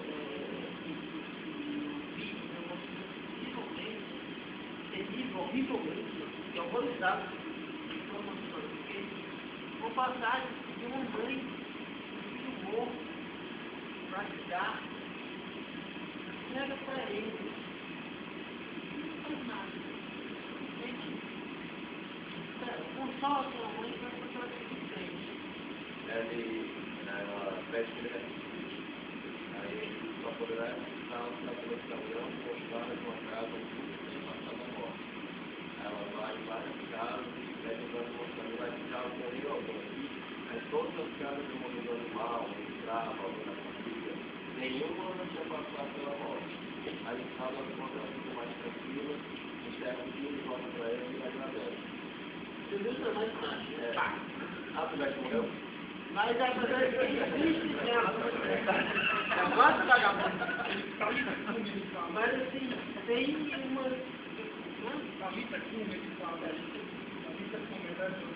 Mas assim, existem algumas interpretações, a gente entra novamente no aspecto hermenêutico da questão, que o que curava, e aí alguns estudiosos da Bíblia, estudiosos corretos, vão dizer o seguinte, que na Bíblia tem uma passagem que Jesus disse que nunca fazia um milagre, porque o pior dos milagres é a fé das pessoas. Evidentemente, quando você tem uma leitura apressada, tem que apropriar das metáforas ali, mas obviamente a gente está na época, na hiper-pós-modernidade líquida, que diz também o nome das crise que nós estamos, né? Que a gente está na época da teoria do espectador, além da teoria do autor. Né? Você, mais importante do que aquele autor do passado é você já assim interpretações. Na minha opinião, seria mais Nós estamos vejando a questão do Zeitgeist. O Zeitgeist é o espírito da época, né? Ele tem, né? Cada época tem seu Zeitgeist, e cada local tem seu Zeitgeist também. Né? Não foco interpretações que associam toda a guerra, o povo está associado ao Zeitgeist, né? Ao Zeitgeist existente. Mas assim, as interpretações não focam associando a Primeira Guerra Mundial a toda a guerra que existe desde os seus sinais. Da mesma forma, não faltam associações que dizem que o jeito do brasileiro é o do Sarai. Você presta atenção? Só morre a mocinha que não mostra os peitos. É ela que mata o jeito. Quem está... Não mostrou que ele morreu. Não. Quem está fazendo coisa errada, quem sai para fazer quem está bebendo, quem Tem tá outra comendo. teoria, não é o Israel, é o Marco do céu.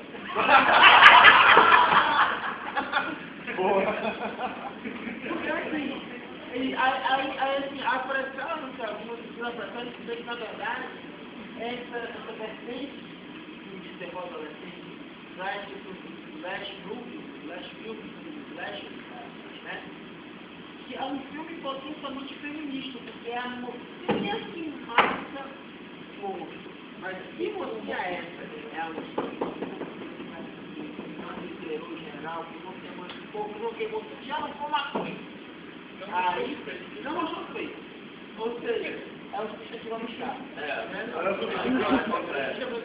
Então, assim, na verdade, existe um conservadorismo aí latente, né?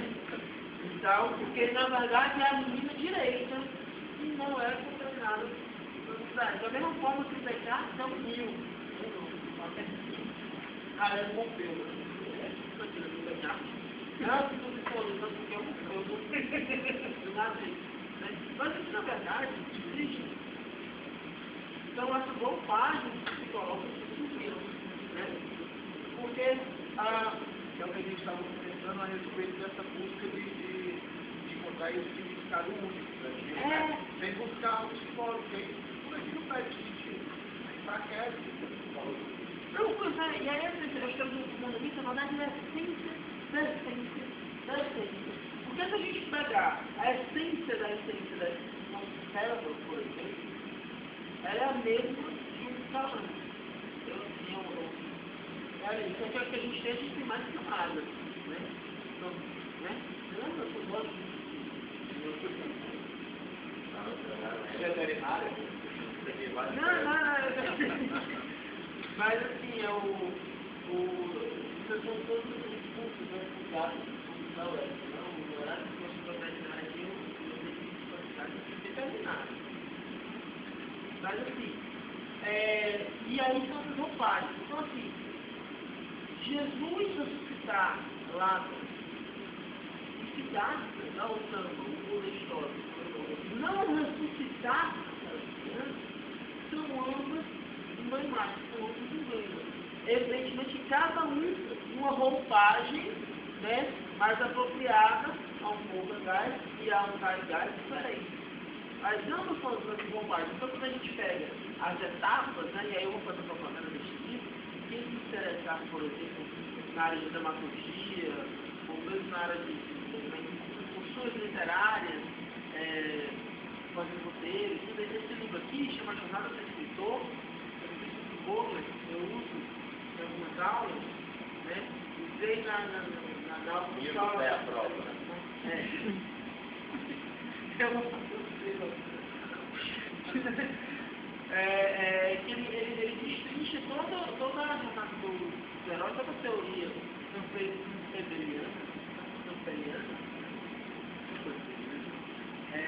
para roteiristas, né? Como é que você faz para criar essa etapa?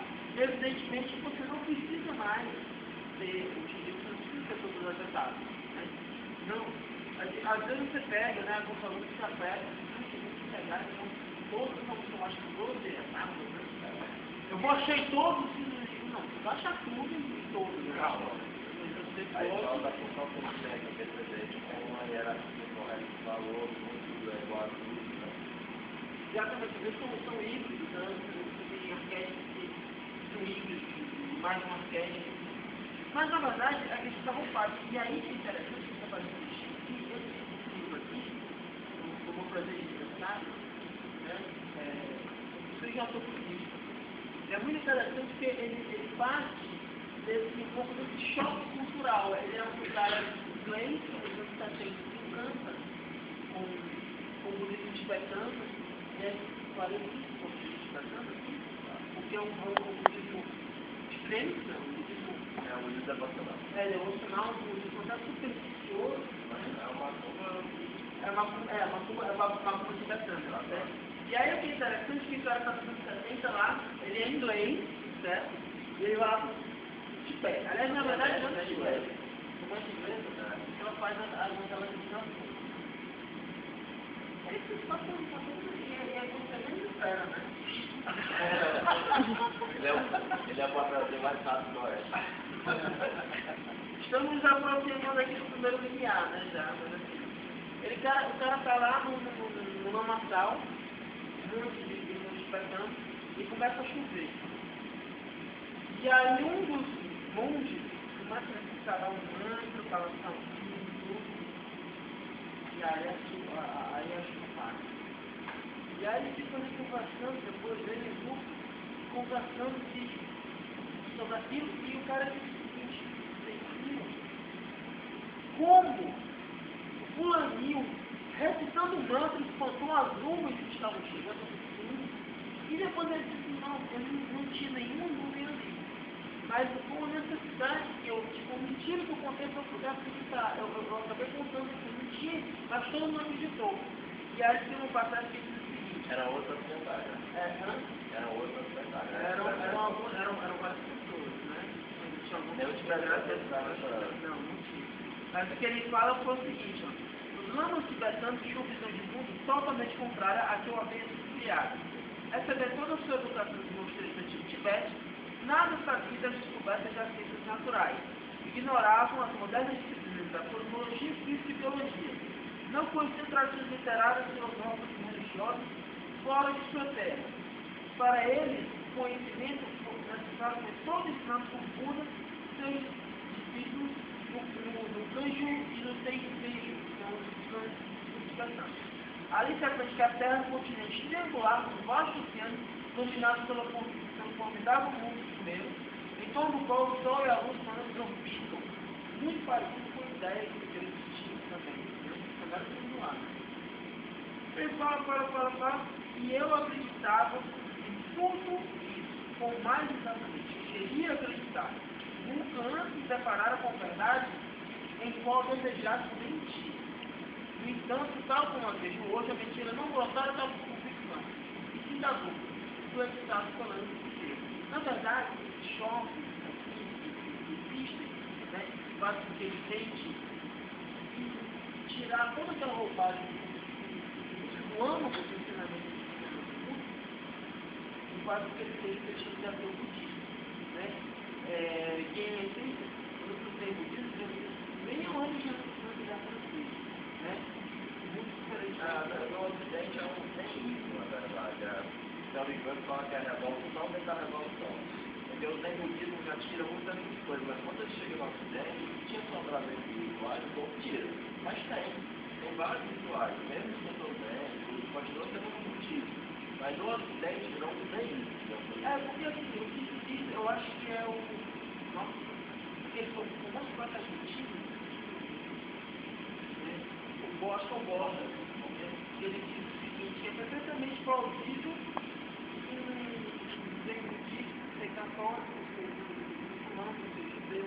Não é plausível que o católico ser budista, encontrado não existe. Então assim, o que na verdade, as comparações que têm que ser feitas são as roupagens. Entrega essa, né? O Newton, ele entrega uma coisa quântica, né? Que me explica uma matéria, né? Então, assim, o que existe, na verdade, o que passa para o mundo são algumas roupagens fundamentais que vão dizer respeito aos potenciais e aos atividades específicos de cada um. Né? Então, mas é isso que dá graça. Se não tivesse essa página, a gente estaria contando explicitamente a mesma história desde os primórdios. Aí, passando por essa roupagem, as histórias mudam, né? Transformando. E aí assim, por exemplo, as políticas culturais que a gente estava debatendo, por exemplo, da Venezuela e do Brasil, é que ele falou o Chaves, ele estava falando do Chaves do México. O México, o Chaves na vida. Chaves do México é local, o Chaves do México. Mas o México é uma representatividade muito grande, né? O herói lá também. O termo herói, né? O herói anti-herói, né? Ele é um grande ídolo, mas é porque assim, a questão das políticas culturais, da produção cultural, né? E às vezes eu sinto falta aqui no Brasil, e às vezes eu tenho um período de grandeza, acho que poderia ser eu, né? Mas ele de fato, né? Mas assim, alguém falta aqui no Brasil um toque para botar. Eu vou terminar. Um toque para, por exemplo, escrever o Senhor dos Anéis aqui, como por exemplo, o Vira com a mão de cabeça. Isso é um personagem que a gente não leva para tomar sério, que a gente acaba rindo, sabe? Né? Mas que tem todos os arquétipos ali presentes, né? E que na verdade o que vai mudar de origem para frente é só a questão da roupagem dos arquétipos. Eu achei essa autovalorização do folclore brasileiro, porque eles podem contar um arquétipo hoje evangelizado por meio do folclore. Eles podem contar com o folclore desse tradicional, verdadeiro. Eu não gosto de ter tradicional verdadeiro porque as coisas são dinâmicas, né? Então, se você pegar alguns mitos de criação indígena, eles são antiquíssimos. Mas se você pegar alguns livros, eles já incluem. Ele muda o tempo inteiro. O mito ele vai. Por exemplo, tem mitos do mito norte-americano que inclusive começa a Casa Branca, porque o mito vivo ele vai se apropriando de todos esses elementos. A gente tem um contato muito corriqueiro, entende com mitologia e com a mitologia greco-romana, mas o que nós temos da mitologia greco-romana ela também era no período homérico, diversificada, com várias versões, mas depois você teve um período clássico, os poetas começaram a colocar no papel, e na hora que estava no papel, passou a ter a versão verdadeira. E aí a gente acaba tendo essa ideia, a gente tem uma... Tem uma história muito que a história de conto que é que faz a Amazônia, né? A versão que colocam essa na perspectiva do vilão, o cara que vai dar o pai e outro que coloca as Amazonas. Recentemente eu comprei um livro, por exemplo, agora, mas é uma tragédia de igreja não tão conhecida quanto a Diário do Rei, mas é a mesma história, só que do ponto de vista da Jocasta. Tem vários né? É um herói também, né? O cara tinha que lá, que ele é um herói na Grécia Antiga, né? Mas assim, a questão de mitos indígenas que inclui a liturgia do homem branco, né?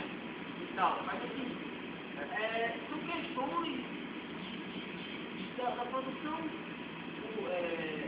cultural, das coisas que mudam, né? Mas eu ia falar uma coisa. Mas assim, tem essa questão da utilização, mas tem outras questões também, né? Você uma dinâmica para a produção cultural, você fabricar produtos históricos, né? E a gente está se identificando com o outro. Eu sugiro um livro que eu também, mas ele só região do Rio Grande do Sul, é Antologia Tempo e o Vento. Que é que ele junta muito o folclore do Rio Grande do Sul. Eu acabei falando isso, eu acabei lembrando.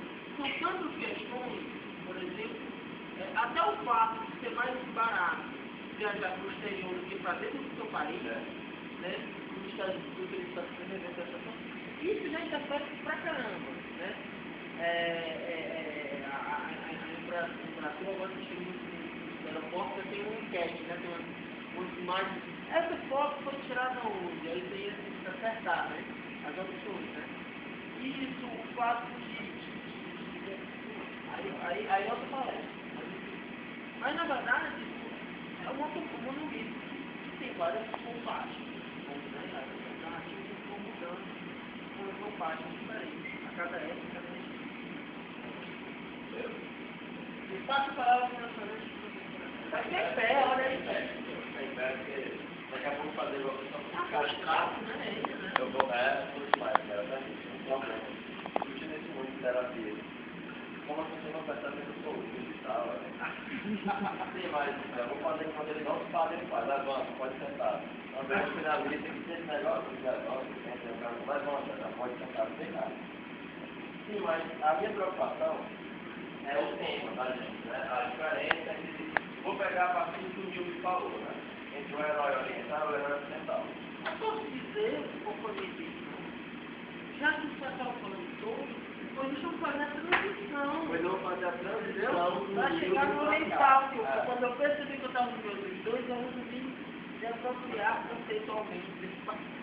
Porque, por exemplo, pegando algumas coisas da fala do renomado professor Nível Terra, acerca dessa diferença entre o Cristo e o Buda, e dessa percepção do ocidental com relação ao oriental.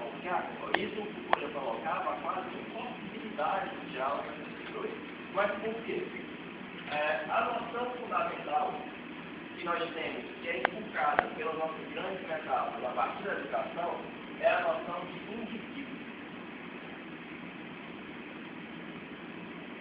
Eu sou alguém singular, cuja minha essência e natureza é diversa da essência do mundo no qual eu vivo. E eu fui criado como mecanismo, assim como o mundo, por um Deus que é afastado desse mundo, onde surge a ideia, pela primeira vez na história, como o Deus a criar a criação a partir do nada, em que você tem esse Deus afastado, e o cristianismo, as grandes metáforas principais do Ocidente, elas são religiões da queda, que é uma religião de relação.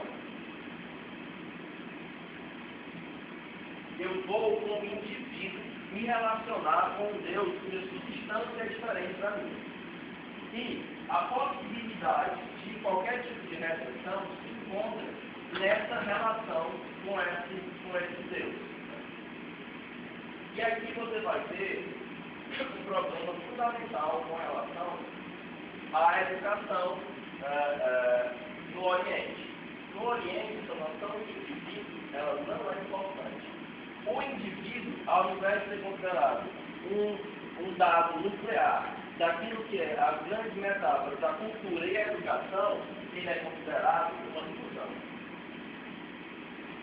Qual é no Zen budismo, ou no budismo mahayana, a metáfora para falar da personalidade? Olha, você tem aqui o oceano, e você é uma onda. Eu, Heráclito, sou onda viva. Está aqui o oceano, e a onda se levanta. O que acontece com a onda? Em algum instante, ela vai dizer, não, eu não sou o oceano, eu sou a onda. Mas em seguida, a impermanência dela vai se colocar, ela vai quebrar e vai retornar ao oceano. Ou seja, o indivíduo, ele é ilusório. No Oriente, Aquela coisa do prédio que destaca e também aparece na cultura japonesa. Né? Ou seja, o indivíduo, seja na perspectiva mais espiritualizada, que a gente chama de situação, ou na perspectiva mais baixa do individualismo mais vulgar, que é o que ou individualismo bloqueio, ele é considerado não mais do que uma ilusão, não mais do que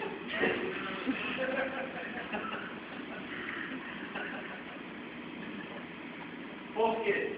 Porque ao invés de você ter um indivíduo cuja substância é fundamentalmente diferente da substância do mundo e do Deus que criou, você tem uma unidade fundamental. Campbell tem um livro dele que chama Isto é Tu. Né? Por quê?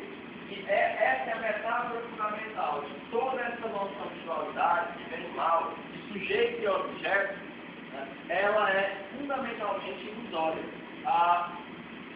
Os grandes debates metafísicos do budismo, do budismo tibetano principalmente, que é um budismo altamente intelectualizado, são para que você perceba que só existe objeto na relação com o sujeito. É exatamente o oposto do que era toda a nossa filosofia anterior a Kant. Anteriormente a Kant, dizia-se que o sujeito era orientado pelo objeto, era a função do objeto. Com Kant, é que ele vai falar no prefácio, a edição de 1897, do Crítica e a Raiz, na Crítica da Razão Pura, que ele vai chamar de revolução copernicana.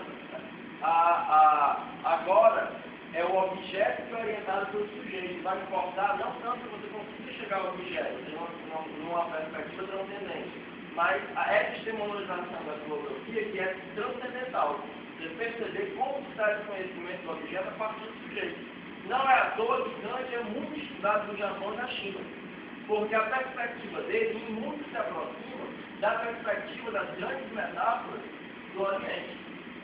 Então, há uma unidade fundamental. A minha substância não é diferente da substância dessa mesa, como não é diferente da substância da divindade, seja ela qual for. Além disso, mesmo a divindade, ela é uma função ilusória de uma entidade que é chamada de tal, de Brahman, de natureza de Buda, que ela sim é a detentora da suprema realidade. Mesmo Deus e demônios não passam de emanações desse inominado anterior a toda forma e a toda existência, e eles também são ilusórios. Então essa educação, ela visa desde o início enfraquecer o ego. Então, uma diferença muito interessante das religiões ocidentais, isso tomando como base a questão dos argumentos, que Deus, ele é a fonte. Já nessa questão oriental, Deus é uma emanação dessa fonte. Isso. Então veja, a cada yuga do hinduísmo, você tem um yogi perfeito, que ele é escolhido para ser o Brahma, que ele vai ser o Deus Criador. Mas o que é que... Não, então o que eu digo é que mesmo nas diferentes tradições cristãs, que o ser humano vai evolucionar com as diferentes traduções, porque basicamente o protestantismo era bastante do catolicismo, começa já na tradução. Os caras fazem, eles usam alguns termos diferenciados.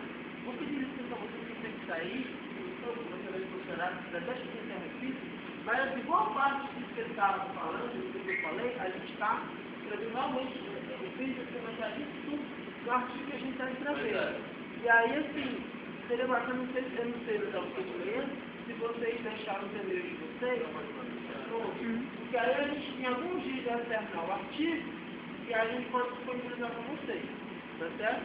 A gente pode estar aí? Passou essa semana 2 anos, né? Foi, Tinha que 3 fazer, dias. Aí eu acordei às 7 horas da manhã, mas já terminei meu amor. Aí eu já papel, fui terminar o negócio. Já deu uma massa para você mais aqui. Da gente. Então, essa noção de ego, de eu, ela é combatida desde o início. Porque, ao invés de você ser educado para tomar escolhas, para escolher fazer as coisas, você é educado para se adequar a um papel social.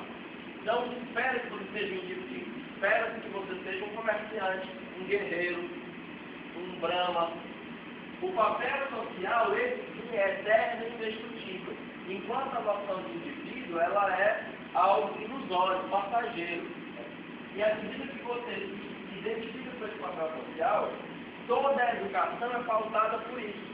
Você vai se identificar completamente com o mestre. E o mestre, ele na verdade, ele é simplesmente algo que é transparente ao transcendente. Que através dele o conhecimento vai ser transmitido de uma maneira correta. Né? E que não haverão questionamentos, não haverão dúvidas. E você, existe até um termo no budismo tibetano que chama Guru Yoga, é a devoção ao Guru. Em que você vai, através dessa devoção, compartilhar da mente iluminada desse Guru. Né? E não há espaço para questionamento, não há espaço para desenvolvimento da individualidade. Nesse sentido, quando você chegar a uma idade mais avançada, você procura um guru e ele vai lá com as técnicas da yoga e do budismo e facilmente destrói pequenos traios cásticos que pouco se formou durante a sua vida. Aí vai um ocidental que passou 60 anos da vida dele desenvolvendo um ego muito forte, capaz de dominar o mundo, de atravessar os mares, de poder com o Tibete, acabar com todo mundo, cortar as florestas, fazer tudo, e agora eu vou fazer yoga. Aí chega lá o guru com aquelas mesmas técnicas e começa, não quebra. Né? É extremamente complicado. Além disso, a incompreensão dessa diferença faz com que boa parte do discurso que se aproxima daquilo que é a fala do Oriente, da China e do Japão, não faça discurso de papagaio. De você repetir sem que haja nenhum crescimento interior. O que é que o Jung falava sobre isso? Por que é que há esse fascínio? Ora, os nossos símbolos parecem se tornar um objeto da consciência. Eles perderam seu caráter luminoso, porque deles foi extraído uma grande profusão de significado durante muito tempo. Então nós nos maravilhamos com os símbolos do Oriente que parecem novos, cheios de vida.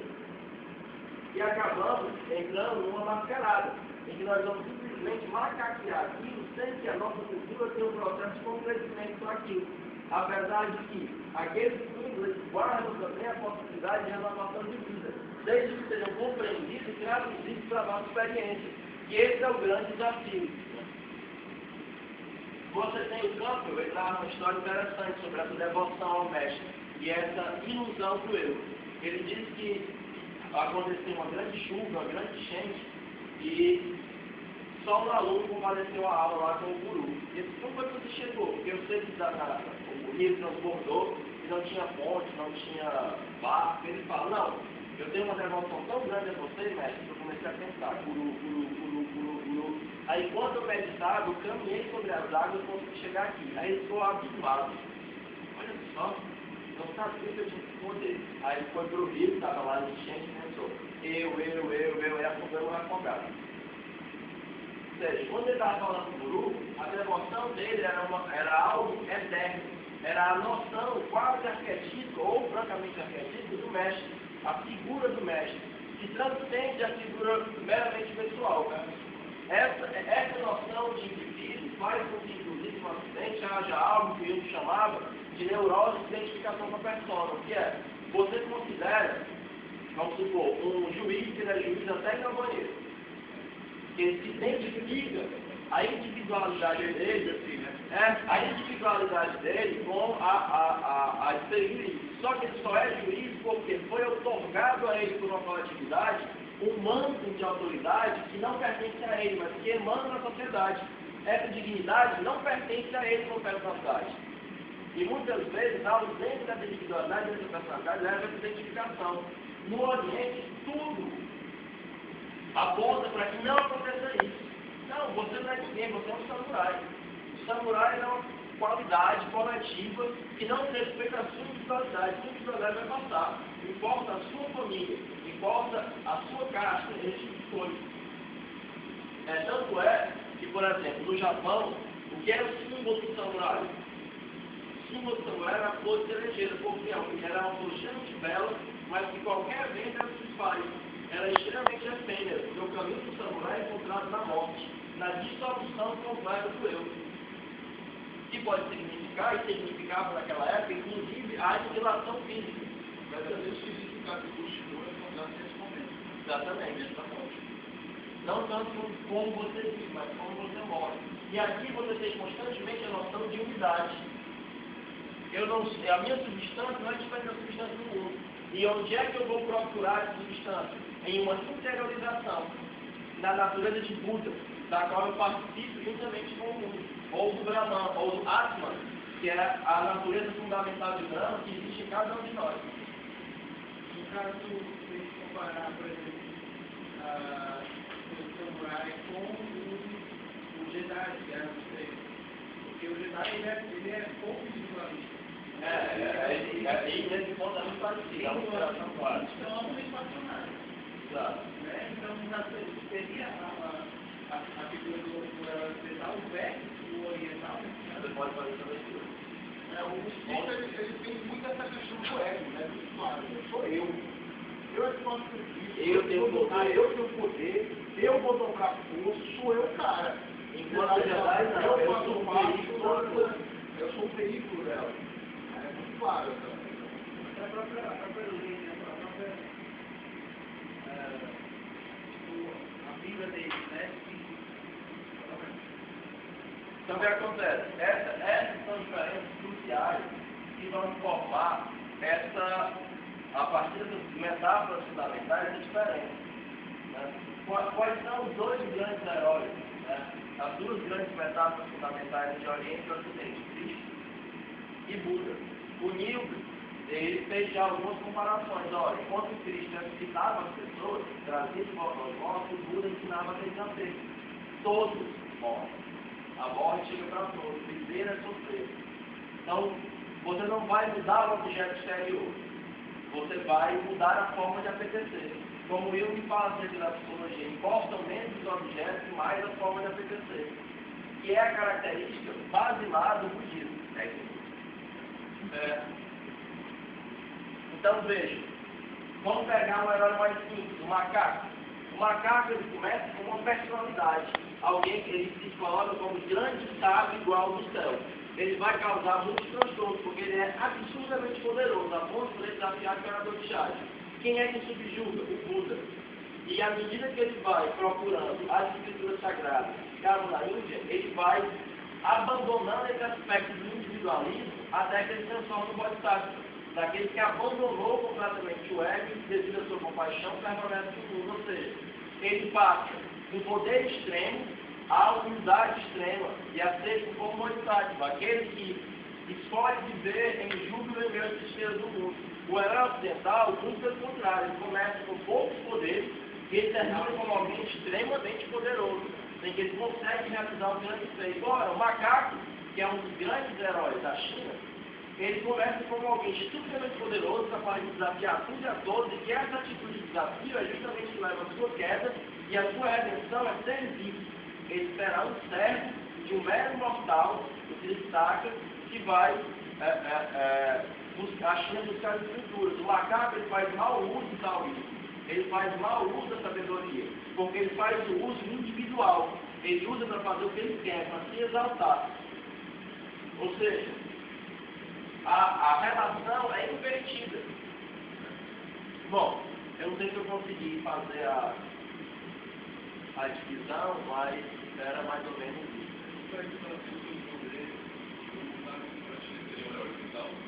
Não. Não.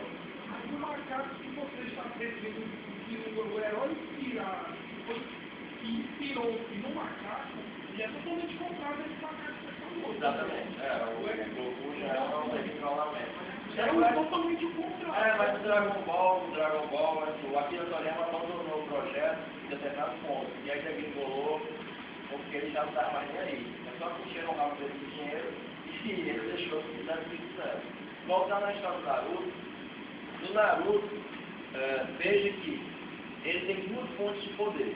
Uma é a raposa, que não é algo intrínseco a ele. Ele compartilha o poder da raposa no momento em que ele consegue estabelecer, redimir a raposa, e a outra fonte de poder dele, na realidade, é uma noção coletiva que ele encarna, que é o ideal da vontade de povo conosco. É claro que há uma influência, há uma centralização, em que ele vai se tornar cada vez mais forte para enfrentar isso exatamente. Ele não se torna mais poderoso porque ele quer se tornar mais poderoso. Há uma necessidade associada ao carisma, que vai fazer com que ele tenha esse desenvolvimento de personalidade que aponta para o poder.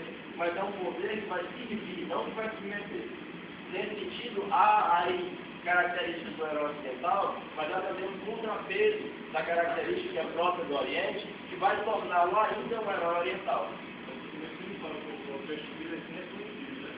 Mas ser reconhecido, ele quer ser muito para quê? Para ser Hokage, porque o Hokage faz, protege a todos na vida. Claro, até porque aproveita ele é um garoto revoltado.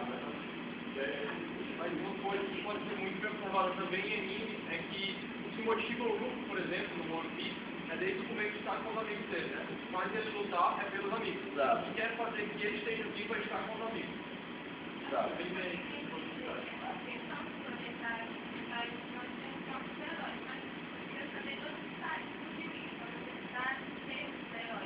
A necessidade de uma base. De onde surgiu, é difícil falar, porque ela é sincrônica ao que estiver na física.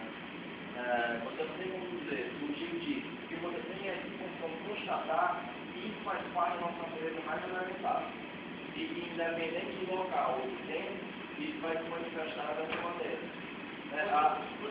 Agora, de onde surgiu, isso aí é uma questão metafísica que eu estou kantianamente, colocando kantianamente, eu não tenho como responder. Eu só que existe essa organizada fala, eu gosto de texto, existe essa quantidade, eu estou logo uma fala, para falar e levando o braço para se escrever. A gente pode fazer bloco de 3 reflexões, eles dialogam com elas e a gente abre o novo bloco, pode ser? Quando a gente pega, por exemplo, homem comparado com fala, isso é uma necessidade mais elementar, que é muito difícil de encontrar em outros surgiu.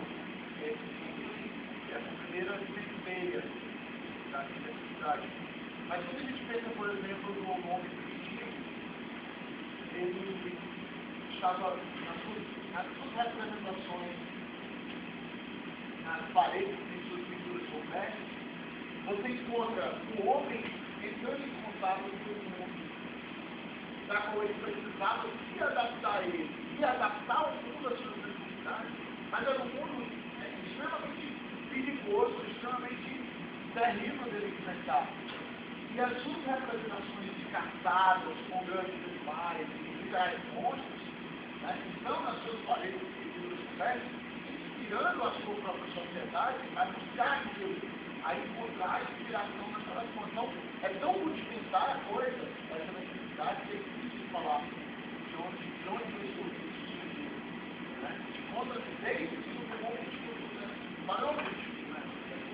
Uma vez que vocês alguém quer fazer uma conexão, do velho, alguém mais? Mais um?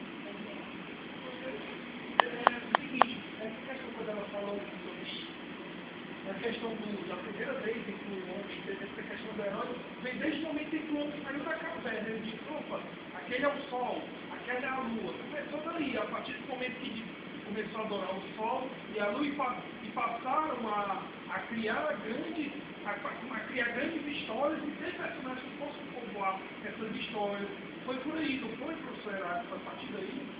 O Jung, eu tenho um livro chamado Papete, que ele vai dizer o seguinte: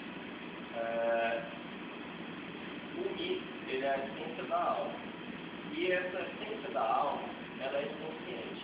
O primitivo tem um estado de identidade, em que ele não consegue separar os seus conteúdos energéticos, ele só consegue enxergar no ambiente externo. Então, o mito, quando ele fala para a lua, o sol, na verdade, ele fala do drama interior. Já até falava que o primitivo é tão diferente de civilizado, para civilizado, não está interessado na explicação objetiva do homem. Então, não se trata de tentar uma explicação honesta sobre a natureza a partir daquilo, mas sim de que o complexo inconsciente assimila toda a experiência interior àquilo e a partir dela expressa o que é o drama interno. Então, no momento que ele vê o sol, que ele vê a lua, imediatamente a sua alma inconsciente assimila essa experiência e, espelhado nos objetos da natureza, ele vai ver esse drama interno. Assim como nós vemos vislumbres da essência da alma no Star Wars, no Harry Potter, no Pasolini, né? Porque são produções que se originam em última instância na alma e falam desse drama, e esse é um drama envolvedor, que ele surge com o homem, como ele sai da caverna. Nesse momento, toda essa experiência já é assimilada pela alma, e isso vai passando por um processo de maior e maior grau de consciência até culminar na nossa civilização, e vai negar isso tudo, né? Mas a civilização vai postaliar a matéria, vai ter uma preferência sentimental, irracional, de sentimental com a matéria, uma matéria postaliada, para que isso nos mostre a metafísica da matéria. Agora, o momento preciso, histórico, do surgimento disso, isso é perdido. Ou o motivo de onde vem, isso é uma pergunta metafísica. E a minha posição epistemológica, a partir da psicologia complexa de Carl Gustav Jung, é dizer que, sobre questões metafísicas, eu não posso nem discutir nesse campo. Então, eu tenho que admitir a minha ignorância, eu não sei. E eu já tenho que admitir que, provavelmente, eu não saberei. Hoje, a sua muito frequente, você pode fazer a segunda, que vai deixar para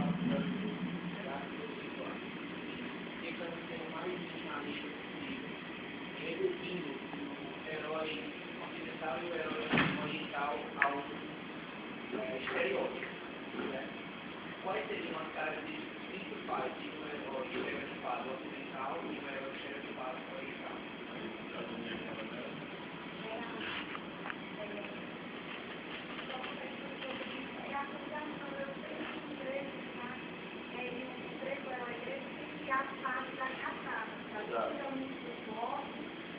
Seja ela física ou seja simbólica. Não é que tem uma característica do herói oriental, porque tem essa delícia. Porque na mitologia dele a gente tem é muito dramático, né? São imagens que são dramáticas. Os propósitos são às vezes distintos, né?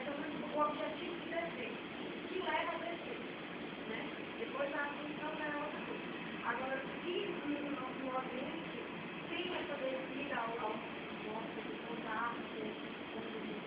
quase morrer para renascer, para ressuscitar, e de forma esse tem que eu posso considerar uma semelhança com o Ocidente, com o igreja, ou com o cristianismo. Essa semelhança existe por uma razão que isso é um tema mítico. O tema mítico é aquilo que Jung chamou, em todas as comparações que chamam de tema, é o que se chama de arquétipo. Ou seja, um padrão, uma categoria da fantasia. Então, no momento em que o herói oriental, ele também é tudo da alma humana, e ele também está sujeito a essa mesma categoria da fantasia, você terá algo desse mesmo tema. Agora, a maneira como isso vai se manifestar, isso vai ter uma característica muito específica. Como é que essa catálogo se manifesta no Buda? Essa catálogo, ela é muito mais espiritualizada. Ao invés de o Buda descer ao inferno, ele senta sobre uma árvore e os demônios vêm até ele. Ele passa por 3 provações. Tem que primeiro adaptar os vêm até ele de maneira extremamente topada, de maneira extremamente sensual, que ele não reage. Aí vem um exército de demônios e eles lançam flechas contra ele, transformam no bicho de fogo, em balde, então uma festa. Aí por fim vem o Mara, o rei dos demônios, e fala, olha, você não pode tirar aqui de embora não é responsabilidade, eu preciso de tal, não precisa, eu vou retirar a maldição. Veja que por mais que não haja a medida, você tem uma série de peripécias que vão lhe mostrar que funcionalmente, não em termos da imagem, mas em termos da função da imagem, que tem um papel muito similar, porque há uma purgação. Ele é purgado do quê? Da sensualidade, ele é purgado do medo, e ele é purgado da prisão da responsabilidade social, das concepções vigentes que poderiam escolher. A catáloga primeira vai representar a descrição de alguma ilusão. Você pode pegar vários livros gregos, em algum momento ele vai ter que perceber algo que ele não percebia antes, que é doloroso para ele. A necessidade de inferno é algo extremamente doloroso, difícil e perigoso. Então isso vai estar presente. Com relação, por exemplo, ao macaco, ele na verdade, a necessidade de inferno dele é toda a jornada até o Oriente, porque ele vivia nas alturas do poder, se considerava o sábio igual ao céu, ele é preso numa montanha, e toda a jornada dele é uma catálogo, em que ele vai se encontrar com ele mesmo. Só que isso aparece de uma maneira muito mais espiritualizada, como por exemplo o cristianismo, devora-se Deus, mas ele come o pão e o vinho vem da carne e do sangue. E se você pegar as ideologias mais primitivas, vão matar pessoas para beber o sangue e comer a carne, pelo mesmo princípio funcional. É a mesma funcionamento psicoarcaico que está em questão aí. Então você vai ter, na verdade, essa catáloga está presente em alguns momentos. Se você pegar o país das fontes amarelas e quais são as torturas que acontecem no inferno, você vai ver muito claramente, de maneira tão dramática quanto na Grécia, essa catáloga. Que a pessoa, e se você fizer uma comparação com a alquimia ocidental, o processo de purgação que é necessário ao alquimista para poder ascender ao filosofório, ou do xamã, que ele precisa passar de ser destruído, até quando chegar àquele que é indestrutível, dele. Isso não é